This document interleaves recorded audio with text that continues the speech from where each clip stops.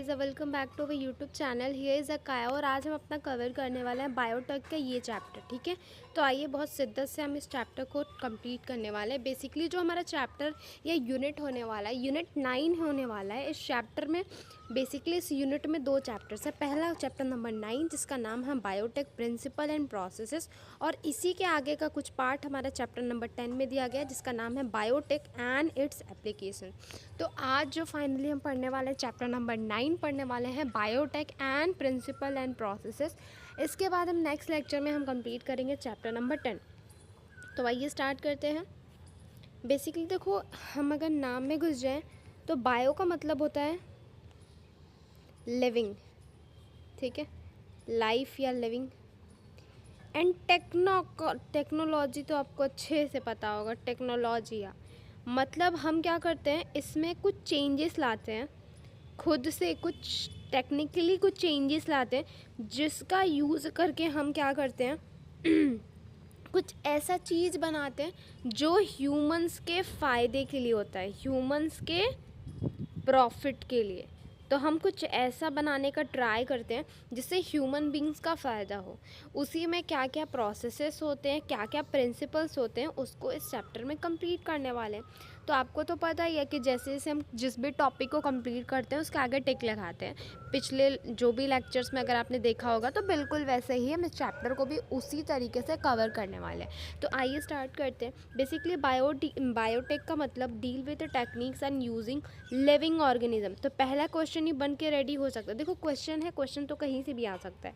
तो हम अगर याद करें, यहाँ लिखा है बायोटेक ऐसा प्रोसेस या टेक्निक्स होता है जिसमें हम लिविंग ऑर्गेनिज्म का यूज़ करते हैं। तो क्वेश्चन ये भी आ सकता है कि हम इसमें नॉन लिविंग का यूज़ करते हैं या लिविंग का यूज़ करते हैं। इस हिसाब से अगर एमसीक्यू में क्वेश्चंस आते हैं तो आप लगा सकते हो कि हाँ, बायोटेक में क्या करते हैं, एक लिविंग ऑर्गेनिजम्स का यूज़ करते हैं। लिविंग ऑर्गेनिज्म का यूज़ करते हैं या फिर हम किसी एंजाइम का यूज़ करते हैं किसी भी ऑर्गेनिज्म से, और उससे प्रोडक्ट बनाते हैं जो हमारे ह्यूमंस के लिए क्या होता है, यूज़फुल होता है। ठीक है, in this sense making curd. Basically अगर हम बात करें तो ट्रेडिशनल यानी बहुत काफ़ी टाइम पहले से ही क्या होता है, बायोटेक का यूज़ किया जाता था, लेकिन हमें प्रॉपरली पता नहीं था कि हम बायोटेक का ही यूज़ करते हैं। जैसे कि हम कर्ड बनाते थे, ब्रेड बनाते थे, वाइन बनाते थे, हम सारे माइक्रोब्स का यूज़ करके इसी सबका प्रोसेस करके हम क्या करते थे, बायोटेक का यूज़ करते थे बेसिकली। लेकिन हमें ट्रेडिशनली कभी आइडिया नहीं हुआ करता था कि लिटरली हम क्या करते थे, हम बायोटेक मैकेनिज़्म का यूज़ करते थे। लेकिन अब जाके ये क्लैरिफाई हो गया कि हाँ, हम बायोटेक का यूज़ करते हैं। एंड ये जो बायोटेक हुआ करता वो ट्रेडिशनल बायोटेक हुआ करता था। ठीक है, could also be thought as a form of biotech. ठीक है, however it is used in a restriction sense today to refer। अब बेसिकली आज की बात करें तो आज के टाइम पे अगर हम बात करें तो इसी ट्रेडिशनली को हम लोग क्या करते हैं, आज के टाइम का जो हमारा जेनेटिकली बोल सकते हैं बायोटेक जो रहता है, बेसिकली उनका यूज़ हम किस किस चीज़ों में करता है, वो प्रोसेस जैसे कि हम जिसमें जीएमओ बनाते हैं, जेनेटिक मॉडिफाइड ऑर्गेनिजम्स बनाते हैं। ठीक है, एंड बेसिकली जीन थेरेपी करते हैं, एंड हम टेस्ट ट्यूब बेबी बनाते हैं इन विट्रो फर्टिलाइजेशन के थ्रू, एंड जीन थेरेपी करते हैं, डिफेक्टिव जीन को सही करते हैं, डीएनए वैक्सीनेशन कराते हैं। ये सारे ही पार्ट किसके हैं, आज के टाइम के बायोटेक्नोलॉजी की। तो ये क्या है, हमारे टाइम का बायोटेक है। ठीक है, तो ये हमारा ट्रेडिशनल व्यू हो गया ये वाला, एंड हमारा जो आज का व्यू है, ठीक है, ये हमारा हो गया आज का व्यू जिसमें हम जेनेटिक मॉडिफाइड ऑर्गेनिम्स बनाते हैं एंड इन विट्रो फर्टिलाइजेशन करते हैं, बेसिकली जैसे टेस्ट ट्यूब बेबी वगैरह बनाते हैं, एंड डीएनए वैक्सीन करते हैं, डिफेक्टिव जीन को सही करते हैं। ये एग्जांपल याद करने की बात है कि यूरोपियन फेडरेशन ऑफ बायोटेक यानी ईएफबी क्या कहता है, बायोटेक आखिर होता क्या है। ईएफबी एक अपना डेफिनेशन देता है। ठीक है, ये बोलता है biotech has a encompassing both the traditional view and the modern molecular biotechnology. Basically ये बोलता है, बेसिकली देखो यूरोपियन फेडरेशन ऑफ बायोटेक्नोलॉजी करता क्या है, ये मॉडर्न बायोटेक्नोलॉजी को और ट्रेडिशनल बायोटेक्नोलॉजी को मिला करके होल क्या करता है, बोलता है ये बायोटेक्नोलॉजी है। उसी का एक इतना डेफिनेशन इसने बनाया है, the integration of a natural science and organism cells apart thereof molecular analogue for the product and services. ये इंपॉर्टेंट हमारा डेफिनेशन हो जाता है, इससे क्वेश्चन बन सकता है। तो अब आते हैं अपने second part principles of biotechnology पे। अब जो मेन है जिसमें कि हम चैप्टर्स में भी पढ़ा था कि हमें क्या पढ़ना है, इस चैप्टर में क्या पढ़ना है, बायोटेक के प्रिंसिपल्स के बारे में पढ़ना है। तो अब वही मेन टॉपिक पे हम आ गए हैं कि बायोटेक का आखिर प्रिंसिपल क्या है। बेसिकली बायोटेक के दो प्रिंसिपल्स है, पहला हमारा जेनेटिक इंजीनियरिंग, दूसरा हमारा बायोप्रोसेसिंग। काफ़ी ईजी है, डोंट वरी, सब कुछ बिल्कुल बहुत एकदम प्यार तरीके से समझाऊंगी। पहला है हमारा जेनेटिक इंजीनियरिंग, दूसरा हमारे पास है बायोटेक इंजीनियरिंग। बेसिकली जो जेनेटिक इंजीनियरिंग है इसी का यूज़ करके, बेसिकली इसी का यूज़ में हम बायोटेक को लेकर के आते हैं। ठीक है, अब देखो, मान लीजिए हम कोई जेनेटिक मॉडिफाइड ऑर्गेनिजम्स बनाते हैं। ये बनाने का तरीका ये है कि हम क्या करते हैं, मान लो कि हमारे पास कोई माइस है और ये हमारे पास कोई अनदर प्राणी का जी है, प्राणी मतलब समझ जाओ, कोई ऑर्गेनिज्म है, उसका ये हमारा जीन है, जीन ऑफ इंटरेस्ट ले लो, इसको जीन ऑफ इंटरेस्ट भी बोल सकते हो। एंड ये हमारा माइस का जीन है। हम क्या करते हैं, ये हमारा होस्ट है, तो हम अपने होस्ट के डीएनए, ये ऑफ कोर्स डीएनए उसका है, हम अपने होस्ट के डीएनए में कुछ ऐसा अल्टर करते हैं, डीएनए या फिर आरएनए भी हो सकता है, कुछ ऐसा अल्टर करते हैं कि इसके केमिस्ट्री पे, होस्ट ऑर्गेनिजम्स के फिनोटाइप पे कुछ चेंजेस देखने को मिले। क्या मिले, फिनोटाइप, यानी कि फिनोटाइप का मतलब होता है मार्फोलॉजिकल कुछ चेंजेस देखने को मिले, मार्फोलॉजिकली हमें कोई चेंजेस देखने को मिले। तो यहाँ लिख दो, मार्फोलॉजी पे कोई चेंजेस देखने को मिले, उसी को हम कहते हैं जेनेटिक इंजीनियरिंग, यानी the technique to alter a chemistry. क्या लिखा है, अगर हम एक ऐसी टेक्निक जिसमें कि हम किसी भी अपने होस्ट के डीएनए या आरएनए पे कुछ अल्टर करते हैं, उनमें कुछ होस्ट डीएनए पे कुछ चीज़ें लेकर के आते हैं, ठीक है, उससे अगर उनके होस्ट ऑर्गेनिज्म के लाइक फिनोटाइप पे कोई चेंज आए, तो उसको हम कह देते हैं बायोटेक, क्या बोला मैंने, जेनेटिक इंजीनियरिंग। अब देखो, जब भी हम कोई जेनेटिक मॉडिफाइड ऑर्गेनिजम्स को बना रहे हैं, ठीक है, अब ऐसा तो नहीं है कि हम खुले वातावरण में बनाएं ताकि कोई भी धूल इकट्ठा हो जाए या कोई भी चीज़ आकर के मेरे जो भी हम बना रहे हैं उस पर आके अल्टर कर दे।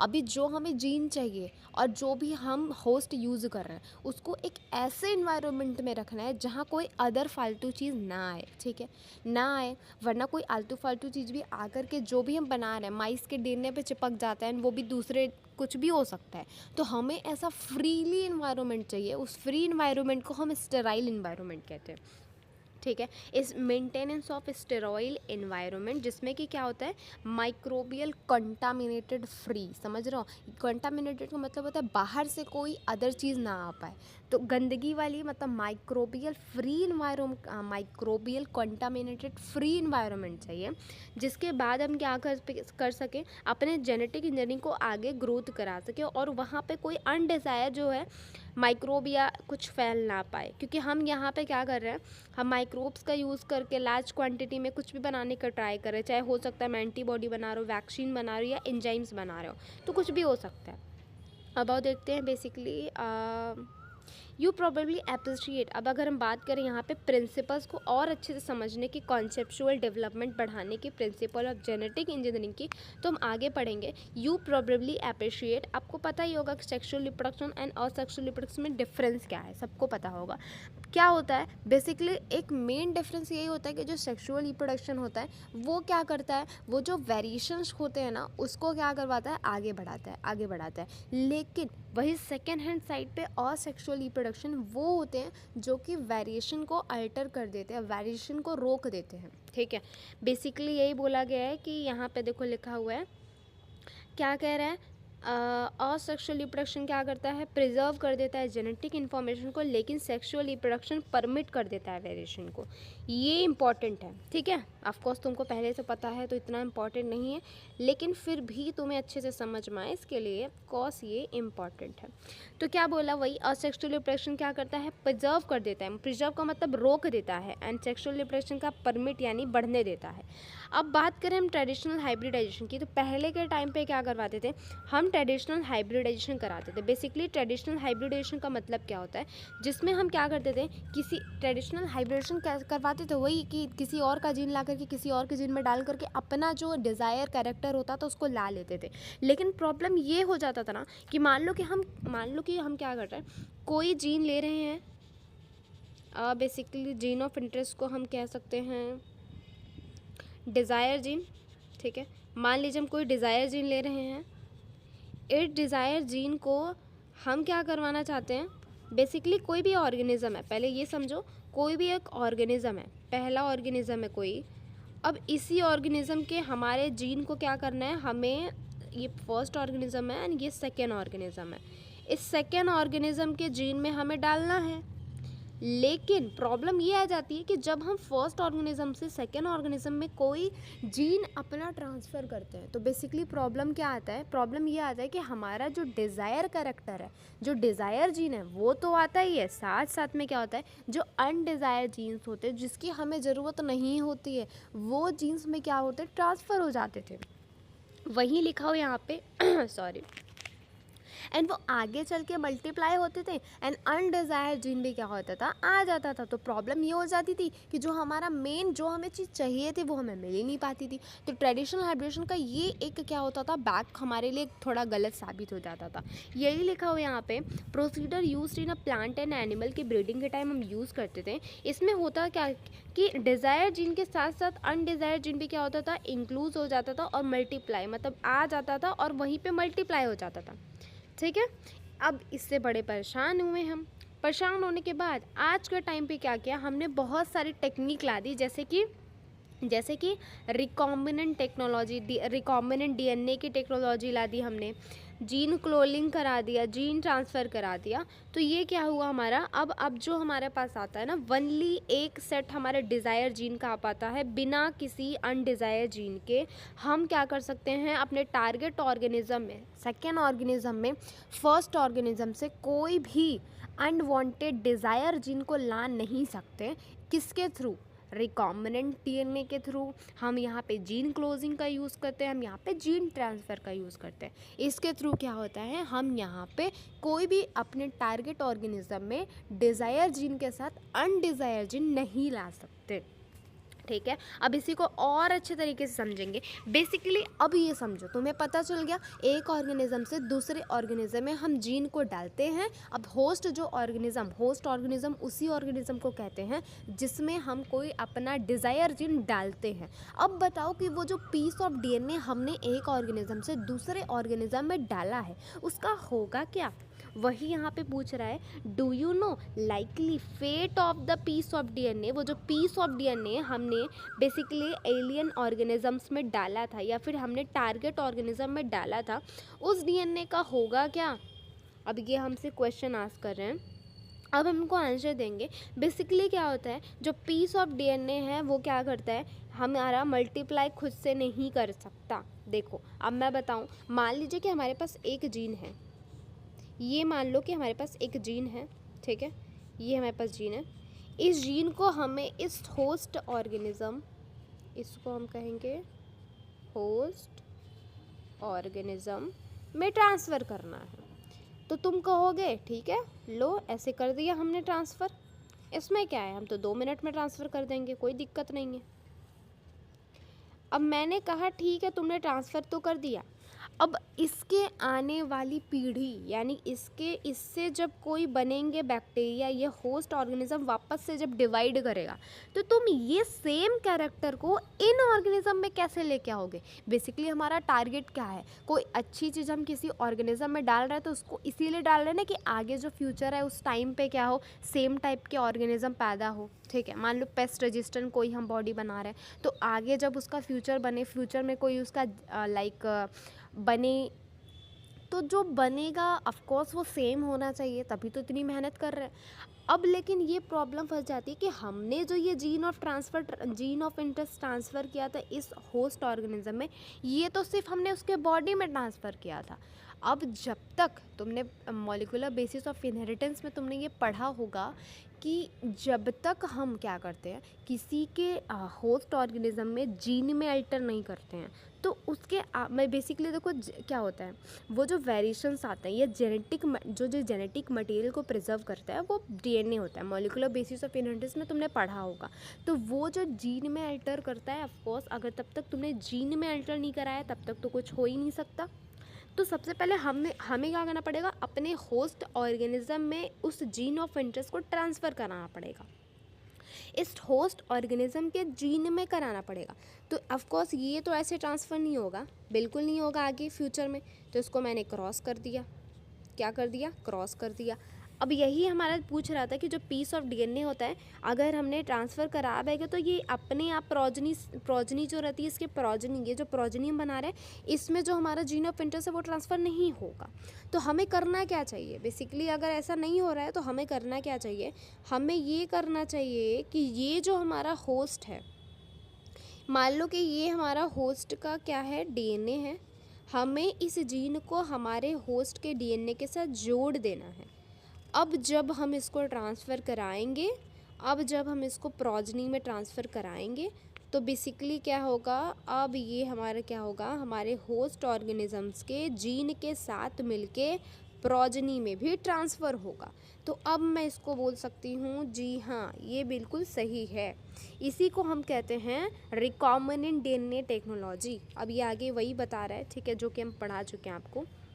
बट जब हम क्या करते हैं, ये जो अगर जो हमने रेसिपिएंट बेसिकली जो हमने ट्रांसफ़र किया उसको जब हम अपने जीनोम, उस होस्ट ऑर्गेनिज्म के जीनोम यानी जीन के साथ इंटीग्रेट का मतलब होता है ऐड करना, जब हम ऐड कर देंगे तो वो मल्टीप्लाई भी करेगा, आगे चल के इनहेरिटेंस भी करेगा होस्ट डीएनए में। क्यों करेगा, क्योंकि एलियन पीस ऑफ डीएनए, अब डीएनए जो हमारा एलियन पीस ऑफ डीएनए जो होता है ना, वो उस ऑर्गेनिजम्स के क्रोमोसोम का पार्ट बन चुका है। अब उसके पास एबिलिटी हो चुकी है कि वो रेप्लिकेट करे। बेसिकली एक चीज़ ये भी है कि जब हमने तुरंत ऑर्गेनिजम्स के डीएनए को ट्रांसफ़र किया था तो इस जीन के पास ओराई नाम की चीज़ नहीं प्रेजेंट थी, लेकिन अब जब हमने इसमें ट्रांसफ़र किया है,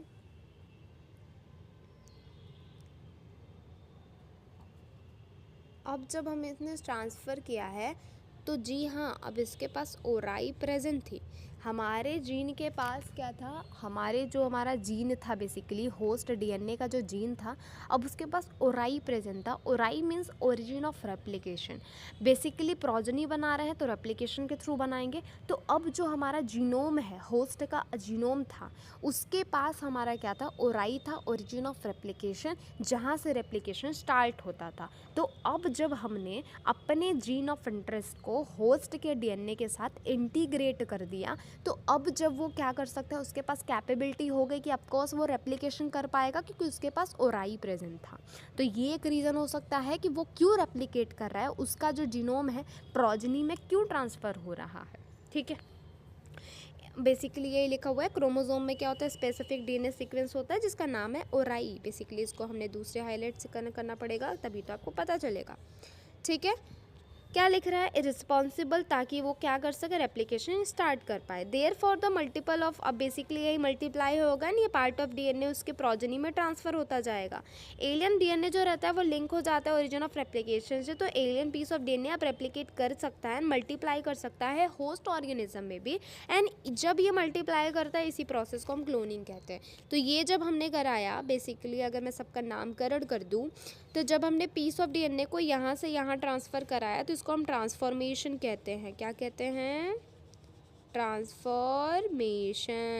जब हमने होस्ट ऑर्गेनिज्म की प्रोजनी बनवाई या फिर हमने रेप्लिकेशन कराया तो इसको हम क्या कहते हैं, क्लोनिंग। क्या कहते हैं गाइस, गाइस टेल मी, क्या कहते हैं, इट्स अ क्लोनिंग। ओके, चलो आ जाओ।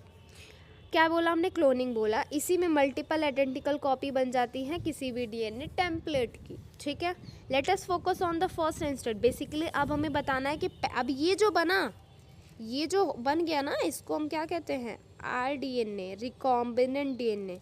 इस डीएनए में हमारा होस्ट का भी डीएनए है, इस डीएनए में हमारा जीन ऑफ इंटरेस्ट भी है। तो इस पूरे होल प्रोसेस को हम क्या कह देते हैं, जेनेटिक इंजीनियरिंग कह देते हैं। ठीक है, ठीक है, आ जाओ। Let us now focus on the first instant of, basically अब देखो कि हमारा first artificial recombinant DNA molecule आखिर बना कब एंड कैसे बना, अब वही देखने जा रहे हैं हम। किस तरीके से आर्टिफिशियल रिकॉम्बिनेंट डीएनए कंस्ट्रक्ट हुआ, पहली बार बना। ठीक है, चलो आ जाओ। हमने क्या किया, बेसिकली हमने क्या किया, एक लिया इसेर्शिया coli.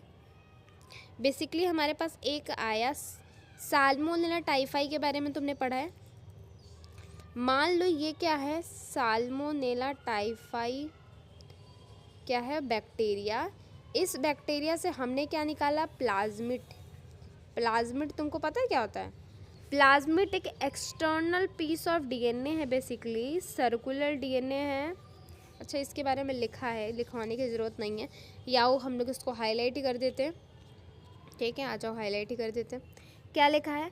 Plasmic it autonomously replicate in circular extra chromosomal DNA है, जो साल्मोनेला टाइफीमूरियम से हमने लिया था।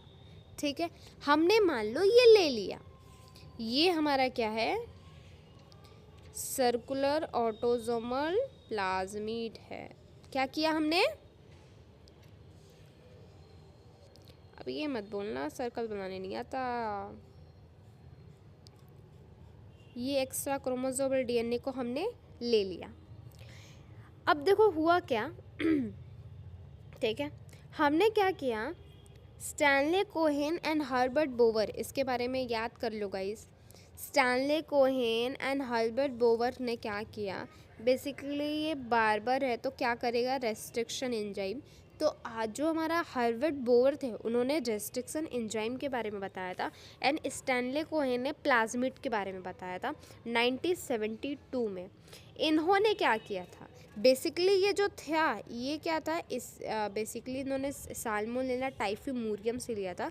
इन्होंने क्या किया था, एंटीबायोटिक रेजिस्टेंट जीन क्या कराया था, isolating the antibiotic resistance gene by the cutting out a piece of DNA from a plasmid which was responsible for conferring antibiotic resistance. The cutting of DNA at a specific location became a possible so-called restriction enzyme. The cut piece of DNA was linked with a plasmid. These plasmid DNA act as a vector to transfer the gene of DNA. You probably know the mosquito as a ठीक है, malaria जो रहता है human beings, ठीक है। Plasmid acts as a vector to transfer delivery of the gene. The linking of antibody resistant gene to become a possible with enzyme DNA ligase, which act on the cut piece of DNA molecule join therein. This make a new combination of circular automated replication DNA in vitro is called a recombinant DNA. When this transfer into the Escherichia coli in bacterium जो क्लोरीलेट करती salmonella से, it could be replicate using a host cell polymerase enzyme की वजह से and make multiply copies. The ability of multiple copy of antibody resistant genes is Escherichia coli called the cloning antibody resistant gene in Escherichia coli. Okay.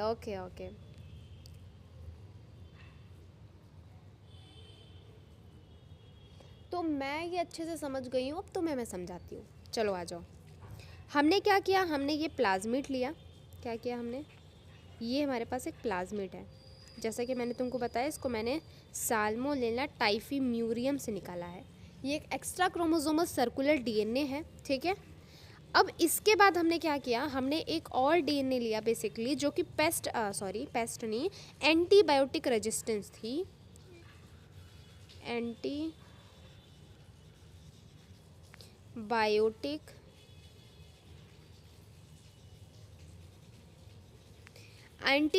Resistance हमने एक और gene को ले लिया basically.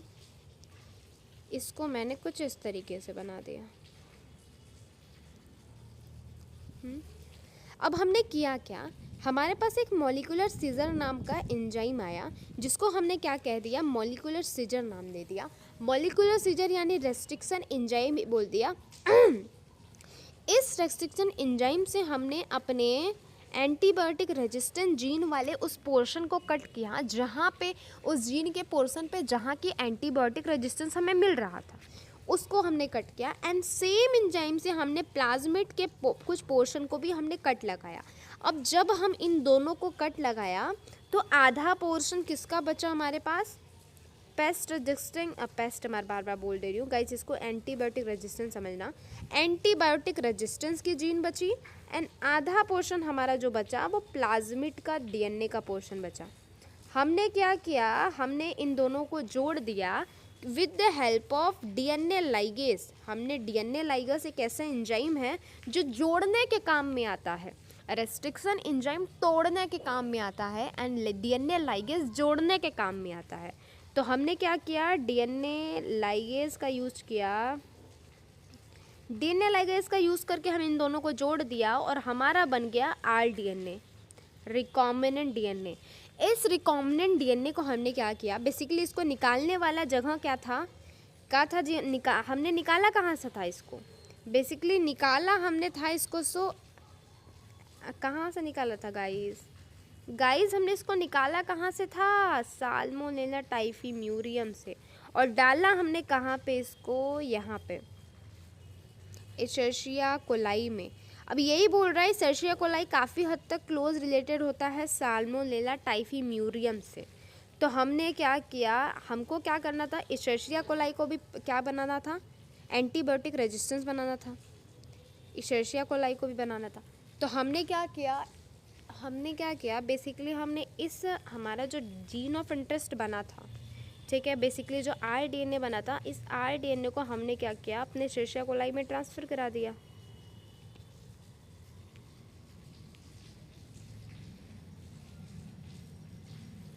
हमने यहाँ पे इशर्शिया कोलाई में ट्रांसफ़र करा दिया, ठीक है। इस प्रोसेस को हमने ट्रांसफॉर्मेशन कर दिया।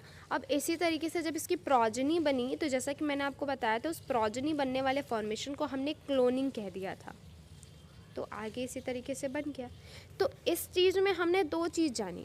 पहली चीज़ हमने ये जानी कि किस तरीके से एक प्लाज्मिड डीएनए बना, जिसको कि हमने बोल दिया वेक्टर डीएनए। जो वेक्टर बेसिकली क्या करता है, एक वेक्टर का काम क्या होता है, यहाँ लिखा हुआ एक वेक्टर का काम होता है बेसिकली किसी एक जगह से दूसरे जगह पे चीज़ों को पहुँचाना एज अ गाड़ी। मान लीजिए कि हम कहीं पे जा रहे हैं, मुझे मुंबई जाना है, तो वी नीड अ ट्रेन और वी नीड अ एरोप्लेन, कोई ऐसी चीज़ चाहिए होती है जिसके थ्रू हम वहाँ तक पहुँच पाएँ, साइकिल या जो भी रीज़न है, उस चीज़ को हम वेक्टर कहते हैं। उसी तरीके से मान लो अगर मान लो कि हमें मलेरिया होना है, तुमने ह्यूमन हेल्थ एंड डिजीज़ में पढ़ा होगा, अगर हमें मलेरिया पैदा होता है तो बेसिकली पैरासाइट उसका जो रहता है मॉस्किटो के थ्रू आता है, तो इंसेक्ट हमारा एक वेक्टर होता है। उसी तरीके से यहाँ पे भी होता है, प्लाज्मिड जो रहता है क्या करता है, एलियन पीस ऑफ डीएनए को होस्ट ऑर्गेनिज्म में ट्रांसफ़र करने का काम करता है। तो हमने पहली चीज़ जानी कि ट्रांसफॉर्मेशन कैसे होता है, बेसिकली प्लाज्मिड के थ्रू होता है। दूसरी चीज़ डीएनए लाइगेज के बारे में जाना। तीसरी चीज़ हम जान पाएँ कि एंटीबायोटिक रेजिस्टेंट जीन को हमने क्या करा, इशर्शिया कोलाई में कैसे ट्रांसफ़र किया। एंड चौथी चीज़ जान पाए हम यहाँ पे, सबसे पहली चीज़ हमने जान पाई थी कि किस तरीके से हमने इन डीएनए को कट किया था। बेसिकली कट करने का यही रीज़न था, क्या किससे कट किया था, मॉलिक्यूलर सीजर, जिसका नाम है रेस्ट्रिक्शन एंजाइम, जिसमें कि हम क्या किया, सेम डीएनए से ही दोनों को कट किया था। बेसिकली ये चीज़ तुमको समझ में आ गई। अब देखो 3 बेसिक स्टेप्स होते हैं हमें किसी जेनेटिक मोडिफाइड ऑर्गेनिजम्स को बनाने के लिए, ठीक है।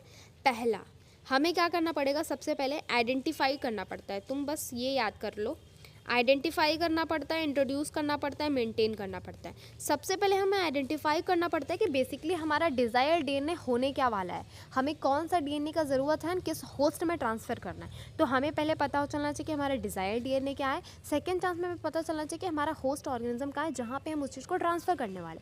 तीसरी चीज़ हमें ये पता लगनी चाहिए बेसिकली कि हम जिसमें भी हम ट्रांसफ़र करवा रहे हैं वो किस तरीके से मल्टीप्लाई करेगा, बेसिकली किस तरीके से उस जो डीएनए हमने ट्रांसफ़र कराया होस्ट ऑर्गेनिज्म में किस तरीके से रहेगी, एंड उसकी प्रोजेनी में किसके थ्रू ट्रांसफ़र होती है। तो बेसिकली 3 स्टेप्स होते हैं। पहले हमें आइडेंटिफाई करना पड़ता है कि हमारा जो होस्ट ऑर्गेनिजम्स होने वाला है वो कौन सा है। हमारा पहला है कि बेसिकली जो हमारा डीएनए होने वाला है, डिज़ायर जीन, वो वाला कौन सा होने वाला है। तीसरा हम वही मेंटेन करते हैं कि बेसिकली जो प्रोजेनी में उस जीन को भी हम ट्रांसफ़र करा पाएँ। अब रिकॉम्बिनेंट डीएनए टेक्नोलॉजी में कुछ टूल्स की नीड होती है। टूल्स इन द सेंस कि जो भी चीज़ का यूज़ करते हैं जीएमओ बनाने में, उन टूल्स के बारे में हम पढ़ेंगे। इसमें पहली चीज़ की ज़रूरत पड़ती है रेस्ट्रिक्शन एंजाइम। रेस्ट्रिक्शन एंजाइम का मतलब होता है वही एंजाइम जिसके थ्रू हम क्या करते हैं, जीन ऑफ इंटरेस्ट को काटते हैं। फिर पॉलीमरेज एंजाइम, जिसके थ्रू हम क्या करते हैं, जीन क्लोनिंग करवाते हैं, पॉलीमरेज करवाते हैं, बेसिकली एक ऑर्गेनिज्म की क्लोनिंग करवाते हैं। तीसरा आता है लाइगेज, किस तरीके से हम 2 जीन को एक दूसरे के साथ जोड़ते हैं। फिर आता है एक वेक्टर, जिसके थ्रू हम क्या करते हैं, होस्ट ऑर्गेनिज्म में अपने जीन ऑफ इंटरेस्ट को ट्रांसफ़र कराते हैं। एंड पांचवा चीज़ चाहिए होता है होस्ट ऑर्गेनिज्म, जिसमें कि हम अपने जीन ऑफ इंटरेस्ट को ट्रांसफ़र कराते हैं, ठीक है। सबसे पहले हम स्टार्ट करने वाला है रेस्ट्रिक्शन एंजाइम से। रेस्ट्रिक्शन एंजाइम से इन ईयर 1963 में 2 एंजाइम्स रिस्पॉन्सिबल हुए थे। इसको मैं अपने तरफ समझाती हूँ, उसके बाद पे तुम बुक से देख लेना। देखो हुआ क्या था, हमारे पास एक इशर्शिया कोलाई नाम का एक हमारे पास क्या था, क्या था? वायरस था, सॉरी बैक्टीरिया था। एशेरिया कोलाई नाम का एक बैक्टीरिया था, ठीक है। ये जो एशेरिया कोलाई नाम का बैक्टीरिया था, इस पे एक आ जाता था वायरस जिसका नाम है बैक्टीरियोफेज। बैक्टीरियोफेज का एक वायरस आता था, ठीक है। ये जो बैक्टीरियोफेज का वायरस था, इसका काम ही यही था कि एशेरिया कोलाई के अंदर घुसता था, अपने डीएनए को भेज देता था एंड डीएनए की काफ़ी सारी क्लोनिंग करके ये अपने ही तरीके का क्या करवाता था, एशेरिया कोलाई के अंदर बहुत सारे वायरस जो है तो बना देता था। एंड बनाने के बाद क्या करता था, बेसिकली एशेरिया कोलाई मर जाता था, ठीक है। तो क्या करवाता था, एशेरिया कोलाई के अंदर क्या करवाता था, वायरस का इन्फेक्शन कराता था। अब देखो, हम तो ऐसा कुछ नहीं कर सकते। अगर कोई इंसान को प्रॉब्लम है तो उसी को हेल्प करनी पड़ेगी, खुद की हेल्प वो पहले करेगा। यही सीख लेके हमारे एशेरिया कोलाई क्या करता था, 2 एंजाइम को उसने खुद से प्रिपेयर किया था। पहला एंजाइम, इसने एक ऐसा एंजाइम बनाया था कि अपने डीएनए के अलावा कोई भी आउटसाइडर डीएनए अगर एंट्री लेता था इसके बॉडी में तो वो खुद पे खुद मर जाता था, ठीक है। इसने एक ऐसा एंजाइम का खुद से खुद बना लिया था। उस एंजाइम को इन्होंने रेस्ट्रिक्शन एंजाइम नाम दिया था, ठीक है। सेकेंड हैंड साइट में इसका दिमाग देखो, बेसिकली एशेरिया कोलाई क्या करता था, अपने डीएनए को बचाने के लिए अपने डीएनए के ऊपर एक क्या करवाता था, ये था कि इसके पास जो एक एंजाइम होती थी जिसका नाम हुआ करता था बेसिकली मिथाइलेज, एक एंजाइम को इस बनवाता था। ये मिथाइलेज एंजाइम को अपने डीएनए के राउंड वर्म में एकदम कवर कर देता था, जिसके बाद क्या होता था, ये अगर जो भी डीएनए पे मिथाइल की कोटिंग इसको मिलती थी उस डीएनए को ये छोड़ देता था, क्योंकि इसने अपने डीएनए में मिथाइल की कोटिंग करा दी थी। तो ये अपने डीएनए को छोड़ करके बाकी जो बाहर से कोई भी एक्सटर्नल डीएनए एंटर लेता था उसको फटाफट क्या करता था, रेस्ट्रिक्शन एंजाइम से कट करके ख़त्म कर देता था, एकदम मार ही देता था। तो वही करता था ये, जो इसने क्या किया था, एक रेस्ट्रिक्शन एंजाइम बनाया था, ठीक है। जो बाहर से कोई डीएनए एंट्री लेता था, ये क्या करता था, ये फटाफट से उस डीएनए को ख़त्म कर देता था। ये फटाफट डीएनए को ऐसे ख़त्म कर देता था। ख़त्म करने के बाद क्या होता था, बैक्टीरियोफेज जब इस वायरस के अंदर क्या करवा, बेसिकली जो वायरस होता है इस बैक्टीरिया के अंदर डिजीज़ नहीं फैला पाता था। इस तरीके से हमने क्या किया था, बेसिकली एशेरिया कोलाई के अंदर से हमने क्या किया था, इस रेस्ट्रिक्शन एंडोन्यूक्लियस को एक्सट्रैक्ट किया था एंड दूसरा मिथाइलेज को, ठीक है। जो पहला रेस्ट्रिक्शन एंडोन्यूक्लियस बना था उसका नाम है HIND-2। याद रखना कि हमारा भारत सबसे महान, तो सबसे पहले HIND-2 आया था। उसका फंक्शन यही था कि बेसिकली वो स्पेसिफिक न्यूक्लियोटाइड सीक्वेंस जिसका नाम हुआ करता था रिकॉग्निशन सीक्वेंस। देखो, मान लो ये कोई डीएनए है, ठीक है। इस डीएनए को हमको काटना है GAATTC। ये डीएनए का एक सीक्वेंस है, हमें काटना कहाँ से है, इसका भी अलग। बेसिकली मेरे पास मान लो कि ये हमारे पास क्या है, एक कैंची है, ठीक है। हमारे पास इस कैंची को ही हम रेस्ट्रिक्शन एंडोन्यूक्लियस कह रहे हैं, ठीक है। इस रेस्ट्रिक्शन एंडोन्यूक्लियस को हमने इस डीएनए को काटने के लिए भेजा है। हमें काटने के लिए सबसे पहले क्या करेगा, ये पूरे डीएनए को इंस्पेक्ट करेगा। इंस्पेक्टिंग मतलब कि पुलिस की तरह पूरा इंस्पेक्ट करके आएगा, पूरा लास्ट तक घूमेगा, फिर वापस से घूम के वापस आएगा।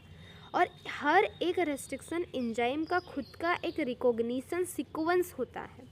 क्या होता है, रिकॉग्निशन सीक्वेंस होता है।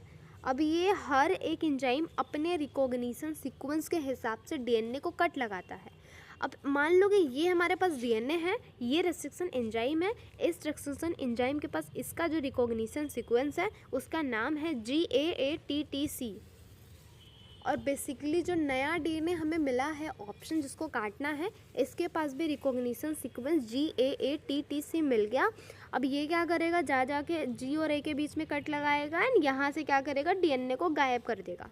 इसका सिंपली यही काम होता है, ठीक है। मैंने नॉर्मल एक एंजाइम्स की बात की है, मैंने एक अलग रिकॉग्निशन एंजाइम की बात की है, ठीक है, रेस्ट्रिक्शन एंजाइम की बात की है। ऐसा नॉर्मली हर एक रेस्ट्रिक्शन एंजाइम का रिकॉग्निशन सीक्वेंस डिफरेंट होता है, ठीक है। आ जाओ, अगर हम HIND-2 की बात कर रहे हैं, हम किसकी बात कर रहे हैं, HIND-2 की बात कर रहे हैं। HIND-2 एक ऐसा रेस्ट्रिक्शन एंजाइम है जो बेसिकली करता क्या है, ये इसका जो रेस्ट्रिक्शन रिकॉग्निशन सीक्वेंस है ये 6 बेस पेयर का है। क्या बोला मैंने? HIND2 का जो अपना जो रिकॉग्निशन सीक्वेंस है बेसिकली ये 6 बेस पेयर का है, इसको याद रखना, ठीक है।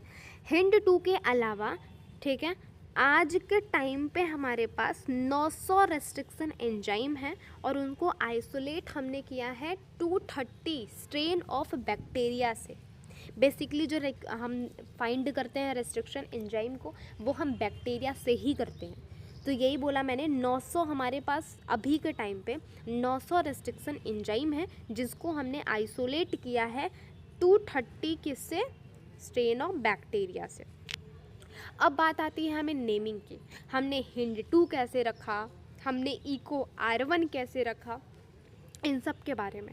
HIND2 की बात करें तो पहला जो ये लेटर आता है बेसिकली H वाला जी, ये इसके जीनस से आता है, ठीक है, जीनस से आता है हीमोफीलिया, हीमोफीलिया से आता है। एंड जो सेकेंड 2 लेटर होता है ना, ये आता है हमारे पास इसके स्पीसीज से, एंड ये स्पीसीज जो है हमारे पास ये है इन्फ्लुएंजा। ये जो हमारे पास लास्ट आता है ये आता है D, जो हमारे पास होता है ये स्ट्रेन होता है बैक्टीरिया का बेसिकली। एंड जो लास्ट का हमारा नंबर दिया रहता है, ये जो रोमन नंबर दिया रहता है वो होता है ऑर्डर ऑफ आइसोलेशन से, ठीक है। हम नामकरण करेंगे EcoR1 का, ठीक है। EcoR1 बेसिकली आया है एशेरिया कोलाई RY13 से, याद कर लेना। एशेरिया कोलाई आया है, एशेरिया बेसिकली EcoR1 है एशेरिया कोलाई RY13 से, ठीक है। इसी का अगर मैं नामकरण करने बैठूं, ओके, तो आइए स्टार्ट करते हैं। बेसिकली देखो ये हमारा फर्स्ट आ जाता है ECOR1, ठीक है। एशेरिया कोलाई से आया हुआ है, RY13 से आया हुआ है। पहला जो फर्स्ट लेटर है वो आता है जीनस से। जीनस क्या है? एशेरिया। किससे आता है? आइसोलेट होता है, जीनस से आइसोलेट होता है। सेकेंड जो लेटर होता है, सेकेंड 2 लेटर, वो आता है हमारा किससे? स्पीसीज से। किससे? स्पीसीज से आता है। थर्ड जो हमारे पास होता है वो स्ट्रेन से आता है, स्ट्रेन ऑफ बैक्टीरिया देखता है। एंड लास्ट जो होता है हमारे पास ओके, लास्ट जो होता है ये हमारा, ये आता है हमारे पास ऑर्डर से, ऑर्डर ऑफ आइसोलेशन। किस टाइम पे ये क्या हुआ है? आइसोलेट हुआ है, कितनी बार में। तो इसी को आप पढ़ लेते हैं। EcoR1 नेमिंग करेंगे तो पहला जो लेटर होता है जीनस से आता है, सेकेंड 2 लेटर आता है स्पीसीज से, थर्ड जो रहता है R वो डिराइव्ड होता है किससे? स्ट्रेन ऑफ बैक्टीरिया से, एंड लास्ट जो रहता है रोमन नंबर में जो दिया है वो आता है आइसोलेशन और ऑर्डर ऑफ आइसोलेशन से। Restriction enzyme basically large class होते हैं एंजाइम न्यूक्लियेज के, ठीक है। इससे हमारा क्वेश्चन आस्क होते हैं। रेस्ट्रिक्शन एंजाइम बिलोंग करते हैं लार्ज क्लास एंजाइम जिसका नाम है न्यूक्लियेज। एंड ये न्यूक्लियेज बेसिकली क्या करता है? कट करता है किसको?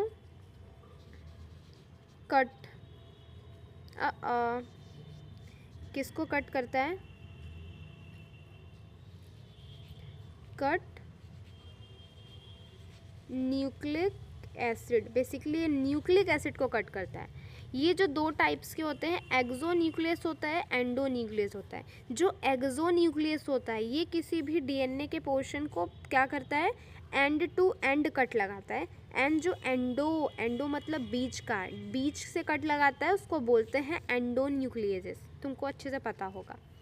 वही लिखा हुआ है एक्सो न्यूक्लियस न्यूक्लियोटाइड के एंड टू एंड कट लगाते हैं। एंडो न्यूक्लियस जो रहते हैं स्पीसीज बीच में पोजीशन से कट लगाते हैं। हर एक रेस्ट्रिक्शन एंजाइम सबसे पहले क्या करता है? इंस्पेक्ट करता है पूरे DNA के सीक्वेंस को। उसके बाद क्या करता है? अपना रिकॉग्निशन सीक्वेंस को ढूंढता है। उसके बाद दोनों DNA क्या करते हैं? स्टैंड्स पे ढूंढने के बाद कट लगाते हैं। सबसे पहला काम दोनों के शुगर फॉस्फेट बैकबोन को तोड़ते हैं।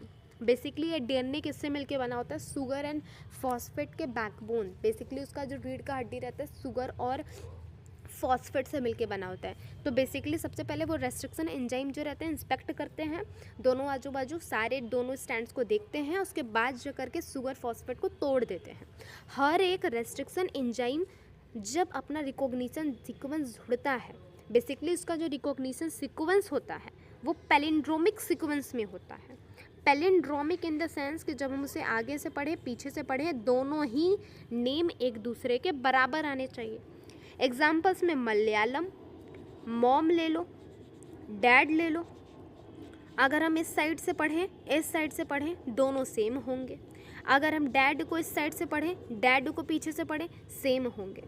तो इस तरीके से क्या होता है, पैलिंड्रोमिक सीक्वेंस में हम डीएनए को कट लगाते हैं। ठीक है, आ जाओ। अब बेसिकली हमने जो जो पढ़ा है उसको एक हम पैरा में डिफ्रेंशिएट कर लेते हैं। ठीक है, पहला हमने क्या लिया, एक वेक्टर डीएनए लिया, दूसरा हमने फॉरेन डीएनए लिया। इस वेक्टर डीएनए को भी हमने क्या किया था, रेस्ट्रिक्शन एंजाइम रिको-R1 से कट लगाया। ये क्या करता है, इसका जो रिकॉग्निशन 6 बेस पेयर का होता है GATTC के बीच में कट लगाता है। हमने सेम एंजाइम से इसको भी कट लगाया, सेम साइट पे हमने कट लगाया। सेम साइट पे जब हमने कट लगाया तो इसके इन दोनों के सेम के पास स्टिकी नोट्स इन दोनों को बने और ये चिपकने के लिए बिल्कुल रेडी थे। दोनों एक दूसरे के साथ चिपक गए एंड रिकॉम्बिनेंट डीएनए बना दिए। ठीक है, अब देखो, अगर बेसिकली रेस्ट्रिक्शन एंजाइम क्या करते हैं, दोनों स्टैंड से पढ़ते हैं, 5 प्राइम टू 3 प्राइम पढ़ोगे या 3 प्राइम टू प्राइम प्राइम पढ़ो, दोनों बराबर होते हैं। GATTC की बात करें, इधर से अगर हम पढ़ रहे हैं GATTC पढ़ रहे हैं, इधर से पढ़ रहे हैं तो GATTC ही पढ़ रहे हैं। वही बोला गया है, पैलिंड्रोमिक साइट्स में जा करके हम कट लगाते हैं। लेकिन प्रॉब्लम ये रहती है कि दोनों जो बेसिस होते हैं दोनों अपोजिट्स होते हैं और बीच में जी मान लो G है एंड A है, तो थोड़ा सा गैप लेके क्या करते हैं, दोनों में कट लगाते हैं। ठीक है, अब ये चीज़ इंपॉर्टेंट लाइन होती है कि जब स्टिकी नोट्स बनते हैं तो हाइड्रोजन फॉर्म्ड बनते हैं, दोनों एक दूसरे के कॉम्प्लीमेंट्री होते हैं। तो ये प्लीज़ एक क्वेश्चन आ सकता है इससे, तो ठीक है। रेस्ट्रिक्शन एंडोन्यूक्लियस वही चीज़ है कि जब दोनों एक दूसरे से कट लगाते हैं तो रिकॉम्बिनेंट, दोनों जुड़ने के बाद रिकॉम्बिनेंट मॉलिक्यूल बनते हैं। ठीक है, जब कट करते हैं सेम रेस्ट्रिक्शन एंजाइम से तो इसके रिजल्ट में डीएनए फ्रेगमेंट्स के पास स्टिकी नोट्स बनते हैं। स्टिकी नोट्स को दोनों को जोड़ देते हैं डीएनए लाइगेज की हेल्प से और हमारा रिकॉम्बिनेंट जो हमारा मॉलिक्यूल होता है वो बन के रेडी हो जाता है। तो सेम वही तरीके से एक बार फिर से समझ लो, हमने क्या किया, एक फॉरेन डीएनए लिया एंड हमारा एक वेक्टर डीएनए लिया। बेसिकली देखो, ये जो हमारा था ये हमारा किसका डीएनए था,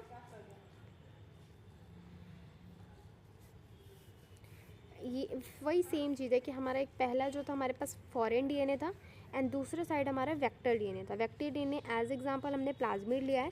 हमने क्या किया, सेम एंजाइम से दोनों में कट लगाया। हमने फॉरेन डीएनए में बेसिकली कट लगाया, दो साइड बीच से कट, बेसिकली मैंने यहाँ पे काइंड टू कट लगाई। ये हमारा इस रेस्ट्रिक्शन एंजाइम का यूज़ किया जिसका नाम है एंडोन्यूक्लियस। एंडोन्यूक्लियस को हम बेसिकली साइड से कट लगाते हैं, तो हमने फॉरेन डीएनए में एंडोन्यूक्लियस का यूज़ किया एंड वेक्टर डीएनए में एंडोन्यूक्लियस का यूज़ किया। दोनों को आने के बाद हमने क्या किया, दोनों को लाइगेज एंजाइम को दोनों को ऐड करा दिया एंड दोनों को एंजाइम जुड़ने के बाद RDNA बन चुका, रिकॉम्बिनेंट डीएनए बन चुका। इन रिकॉम्बिनेंट डीएनए को हमने होस्ट ऑर्गेनिज्म पर ट्रांसफर करा दिया। इस प्रोसेस को हम ट्रांसफॉर्मेशन कहते हैं। ट्रांसफॉर्मेशन कराने के बाद हम दोनों की प्रोजनी बनाते हैं। प्रोजनी बनाने के लिए बेसिकली क्या करते हैं, क्लोनिंग करते हैं। क्लोनिंग का मतलब वही होता है, प्रोजनी आगे जो बनती है उसको प्रोजनी को कहते हैं। क्लोनिंग करा दी एंड सेम टाइम के जो हमारा रिकॉम्बिनेंट डीएनए बनना था उस तरीके के हमने ऑर्गेनिज्म बन के रेडी हो गए। आपने ये रियलाइज़ किया होगा नॉर्मली कि अगर हम क्या करते हैं, वेक्टर को एंड सोर्स डीएनए को सेम रेस्टिंग एंजाइम से कट नहीं लगाते हैं, तब क्या होगा, हमारा रिकॉम्बिनेंट जो रहता है डीएनए बन के रेडी होगा ही नहीं।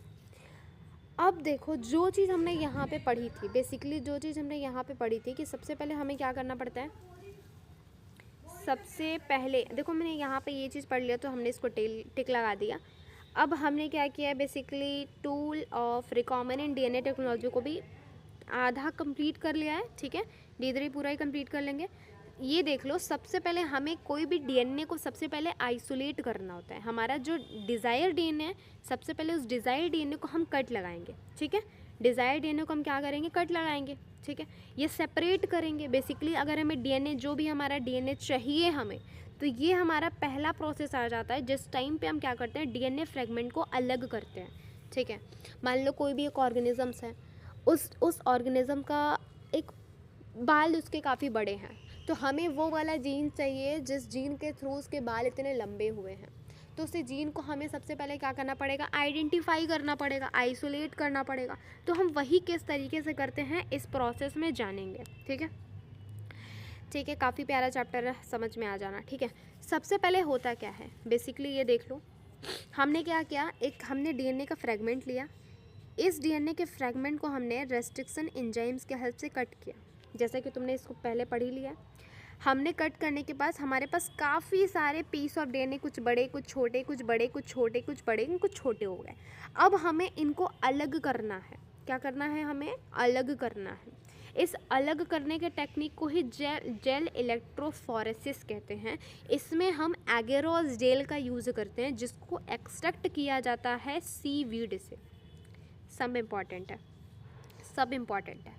हमने इस डीएनए फ्रेगमेंट को अलग करना है। अलग करने के लिए हम क्या करते हैं, इस टेक्निक का यूज़ करते हैं जिसका नाम है जेल इलेक्ट्रोफोरेसिस। एंड इस इलेक्ट्रोफोरेसिस के प्रोसेस में हम एगेरोस जेल का यूज़ करते हैं, जिसको हमने नेचुरली पॉलीमर से एक्सट्रैक्ट किया था सीवीड से। ठीक है, अब हमने क्या किया, बेसिकली जेल इलेक्ट्रोफोरेसिस के प्रोसेस में हमने क्या किया, हमारा ये एक मशीन होता है। ठीक है, इस मशीन बेसिकली यहाँ दिया भी हुआ है, नॉट टू वेरी मच। देखो ये हमारे पास मशीन है, ये जो वेल साइड बना हुआ है यहीं पर हम डीएनए को रखते हैं। ठीक है, हम डीएनए फ्रेगमेंट्स को रखते हैं। ये जो हमारा प्लेस होता है, इधर वाले प्लेस को हम कैथोड कहते हैं, ये जो माइनस साइड का होता है। एंड इधर वाला साइड जहाँ पे उसके अपोजिट साइड पे हम इसको एनोड पोर्शन कहते हैं, जो पॉजिटिव होता है। हमने वेल साइड पे डीएनए फ्रेगमेंट्स को रख दिया, अपने साइज के हिसाब से ये दोनों रह गए। अब साइज के हिसाब से क्या होता है, जो कैथोड होते हैं, कैथोड साइड से एनोड की तरफ यानी नेगेटिव से पॉजिटिव की तरफ डीएनए फ्रेगमेंट्स मूव करते हैं। हमने यहाँ पे क्या रखा है, बेसिकली हम यहाँ पे इलेक्ट्रिक फील्ड रखते हैं, जिसके थ्रू क्या बेसिकली ये जो मीडियम आपको दिख रहा है, इसके अंदर पे एगेरोस जेल है, टिपिकल एगेरोस जेल इलेक्ट्रोफोरेसिस कराई है। ये जो जेल दिखाई दे रहा है इसमें एगेरोस जेल रखा है हमने। अब हमने क्या किया, जो बड़े वाले फ्रेगमेंट्स होते हैं वो पीछे रह जाते हैं। इसको तुम याद कर सकते हो वैसे कि अगर कोई रेस हो रही है, बेसिकली कुछ मोटे लोग हैं कुछ पतले लोग हैं, तो जो मोटे वाले लोग रहते हैं थोड़ा सा पीछे रह जाएंगे रेस में, एंड जो पतले वाले लोग होते हैं फुर्तीले होते हैं, वो बहुत तेज़ी से आगे भाग जाते हैं। तो डीएनए फ्रेगमेंट्स को ऐसे याद कर सकते हो कि जो स्मॉल फ्रेगमेंट्स होते हैं वो काफ़ी स्पीड से एनोड के साइड पे जाते हैं, एंड जो काफ़ी मोटे वाले फ्रेगमेंट्स होते हैं वो थोड़े पीछे ही रह जाते हैं। ठीक है, हमने यहाँ पे ऐसे फ्रेगमेंट्स को डिवाइड कर दिया। अब इस मशीन से हमें फ्रेगमेंट्स को अलग करना है। इस अलग करने को हम क्या करते हैं, इल्यूजन कहते हैं। क्या कहते हैं, इल्यूजन कहते हैं। बेसिकली हम क्या कहते हैं, इल्यूजन। इससे पहले हम क्या करते हैं, हमें कोई फ्रेगमेंट्स अभी दिखाई नहीं देते, क्योंकि ऑफ कोर्स ये क्या होते हैं, काफ़ी मतलब हमें दिखाई नहीं देते डीएनए फ्रेगमेंट्स। इसको देखने के लिए हम क्या करते हैं, स्टेन करते हैं डीएनए को with the help of ethidium bromide. काफ़ी इंपॉर्टेंट है। हम इथीडियम ब्रोमाइड, बेसिकली इसको ETBR से भी लिखा जाता है, इथीडियम ब्रोमाइड का यूज़ करके हम इसको स्टेन करते हैं ताकि हम इसको देख पाएँ। और देखने के लिए हम किस कलर का दिखाई देता है, बेसिकली इसको देखने के लिए भी हमें क्या करना पड़ता है, UV रेडिएशन में हमें इसको एक्सपोज करना पड़ता है, तब जाके इसके फ्रेगमेंट्स हमें क्या दिखाई देते हैं, ऑरेंज बैंड में दिखाई देते हैं। ठीक है, ऑरेंज कलर के बैंड्स दिखाई देते हैं। अब इनको सेपरेट करने के लिए, अब देखो मान लो तुम्हें ये दिखाई देने लगा, इससे पहले नहीं दिखाई दे रहा था। अब मैंने जब इसमें क्या किया, मैंने क्या किया, इसमें सबसे पहले डीएनए को स्टेन कराया इथीडियम ब्रोमाइड में, उसके बाद हमने UV रेड में एक्सपोज किया, तब जाके ये तुम्हें दिखाई दे रहा है। नहीं दिखाई दे रहा था इससे पहले ना, सच बताना, नहीं दिखाई दे रहा था। अब तुम्हें दिखाई दे रहा है क्योंकि मैंने क्या किया, स्टेन करा दिया, इसमें एक्सपोज कर दिया UV राइज के रेडिएशन में, तुम्हें ऑरेंज कलर का बैंड दिखाई दे रहा है। ऑरेंज कलर का बैंड दिखाई दे रहा है, बेसिकली इसको निकालने के लिए हम क्या करते हैं, इल्यूजन प्रोसेस अपनाते हैं। इल्यूजन प्रोसेस एक ऐसा प्रोसेस होता है बेसिकली जिसमें हम क्या करते हैं, इन फ्रेगमेंट्स को ब्लड की हेल्प से धीरे धीरे अलग करते हैं। क्या लिखा है यहाँ पे, इल्यूजन प्रोसेस एक ऐसा प्रोसेस होता है जिसमें कि हम एक्सट्रैक्ट करते हैं, कट करते हैं एगेरोस जेल से और एक्सट्रैक्ट कर देते हैं इन जेल पीसेस को। ठीक है, इस प्रोसेस को हमने क्या किया, इल्यूजन कहा। अब बेसिकली हमें जो चाहिए था वो हमें मिल गया। अब जो हमें पीस ऑफ जो हमें चाहिए था, अलग अलग टाइप के जो भी हमें फ्रेगमेंट्स चाहिए था हमें मिल गए। अब इसको हम क्या करेंगे, क्लोनिंग वेक्टर से जोड़ेंगे। ठीक है, वेक्टर से जोड़ेंगे बेसिकली। तो ये चीज़ तुम्हें समझ में आई। नहीं आए तो एक बार फिर से पढ़ लो, कोई दिक्कत की बात नहीं है। आ जाओ, क्या लिखा हुआ है बेसिकली यहाँ पे, आ जाओ पढ़ लेते हैं। सेपरेट करना है और आइसोलेट करना है डीएनए फ्रेगमेंट्स को। डीएनए को कट करते हैं रेस्ट्रिक्शन एंजाइम से, उसमें बहुत सारे फ्रेगमेंट्स बनते हैं। हर एक फ्रेगमेंट्स को हम सेपरेट करने के लिए जेल इलेक्ट्रोफोरेसिस का यूज़ करते हैं। DNA fragments basically negative charge होते हैं, इसको क्या करते हैं बेसिकली सेपरेट करने के लिए हम इसको अलग करते हैं, कैथोड के साइड पे रखते हैं, कैथोड से एनोड की तरफ ये मूव करते हैं अंडर द इलेक्ट्रिक फील्ड। एक मैट्रिक्स होता है जिसमें कि क्या करते हैं बेसिकली एगेरोज जेल का यूज़ करते हैं, जो एक्सट्रैक्ट किया जाता है सीवीड के द्वारा। डीएनए फ्रेगमेंट्स अलग हो जाते हैं साइज के हिसाब से, याद रखना साइज के हिसाब से, according to their size through the sieving effect. ठीक है, सीविंग इफेक्ट के द्वारा क्या करते हैं, एगेरोस जेल से अलग हो जाते हैं। फ्रेगमेंट हम अभी देख नहीं पा रहे हैं, इन देखने के लिए हम क्या करते हैं, स्टेन कराते हैं, बेसिकली स्टेन कराते हैं। ठीक है, हम क्या करवाते हैं, स्टेन कराते हैं। स्टेन कराते with the help of Ethereum bromide, उसके बाद यूवी रेज में एक्सपोज्ड करते हैं। ऑरेंज कलर के बैंड दिखते हैं, उन बैंड को अलग करने के लिए इल्यूजन अपनाते हैं, ब्लड की हेल्प से सबको अलग कर देते हैं। हमें इस तरीके के फ्रेगमेंट्स, हमें डीएनए के फ्रेगमेंट्स हमें दिख जाते हैं। अब इन डीएनए फ्रेगमेंट्स जो हमें डिज़ायर डीएनए फ्रेगमेंट्स, इनको हमें वेक्टर में जोड़ना है। अब हमें ढूंढना है कि हमारा अच्छा वेक्टर क्या होगा जिसमें हम इसको अगर जोड़ पाएँ तो ये अच्छे तरीके से क्लोन कर पाएगा। Basically clone in the sense कि जो होस्ट ऑर्गेनिजम्स होता है उसमें जाकर के अच्छे से क्लोन कर पाए, इसके लिए मुझे अच्छा वेक्टर भी ढूंढना पड़ेगा। अगर हम बात करें वेक्टर की तो प्लांट्स एनिमल में हर टाइप के वेक्टर होते हैं। बेसिकली जो वेक्टर की बात करते हैं हम यहाँ प्लाज्मिड और बैक्टीरियोफेज की बात करते हैं। ये दोनों ही काफ़ी बहुत उच्च लेवल के वेक्टर्स होते हैं। काफ़ी कॉपीज़ बनाते हैं किसके, डीएनए के। बेसिकली क्लोनिंग टाइम पे काफ़ी सारे कॉपीज़ बनाते हैं। ठीक है, तो कॉपी बनाने की जो उपाधि मिलती है ये वेक्टर्स को ही मिलती है, कि वेक्टर डीएनए ही डिसाइड कर पाता है कि कितनी कॉपीज़ बनेंगी। ठीक है, तो ये बेसिकली क्या करवाता है, इनके पास एबिलिटी होती है कि रेप्लिकेट कर सकता है बैक्टीरियल सेल के साथ इंडिपेंडेंटली और कंट्रोल कर सकता है क्रोमोसोमल डीएनए को। बैक्टीरियोफेज क्या करता है, इसीलिए बैक्टीरियोफेज का यूज़ करते हैं क्योंकि हाई नंबर की कॉपी बनाता है। इनके पास वेरी हाई कॉपी नंबर होते हैं, जिनोम में घुस के बैक्टीरियल सेल की काफ़ी सारे कॉपी बना सकता है। मोर देन 15 या फिर 100 कॉपी पर सेल बना के रख सकता है। नंबर ऑफ कॉपी काफ़ी इससे भी ज़्यादा हो सकते हैं। ठीक है, प्लाज्मिड भी उसी तरीके का उच्च लेवल का होता है। वेक्टर जो रहता है प्रेजेंट टाइम में क्या करता है, एज अ फॉरेन डीएनए को ट्रांसफ़र करने का काम ही करता है। और एक चीज़ समझ लो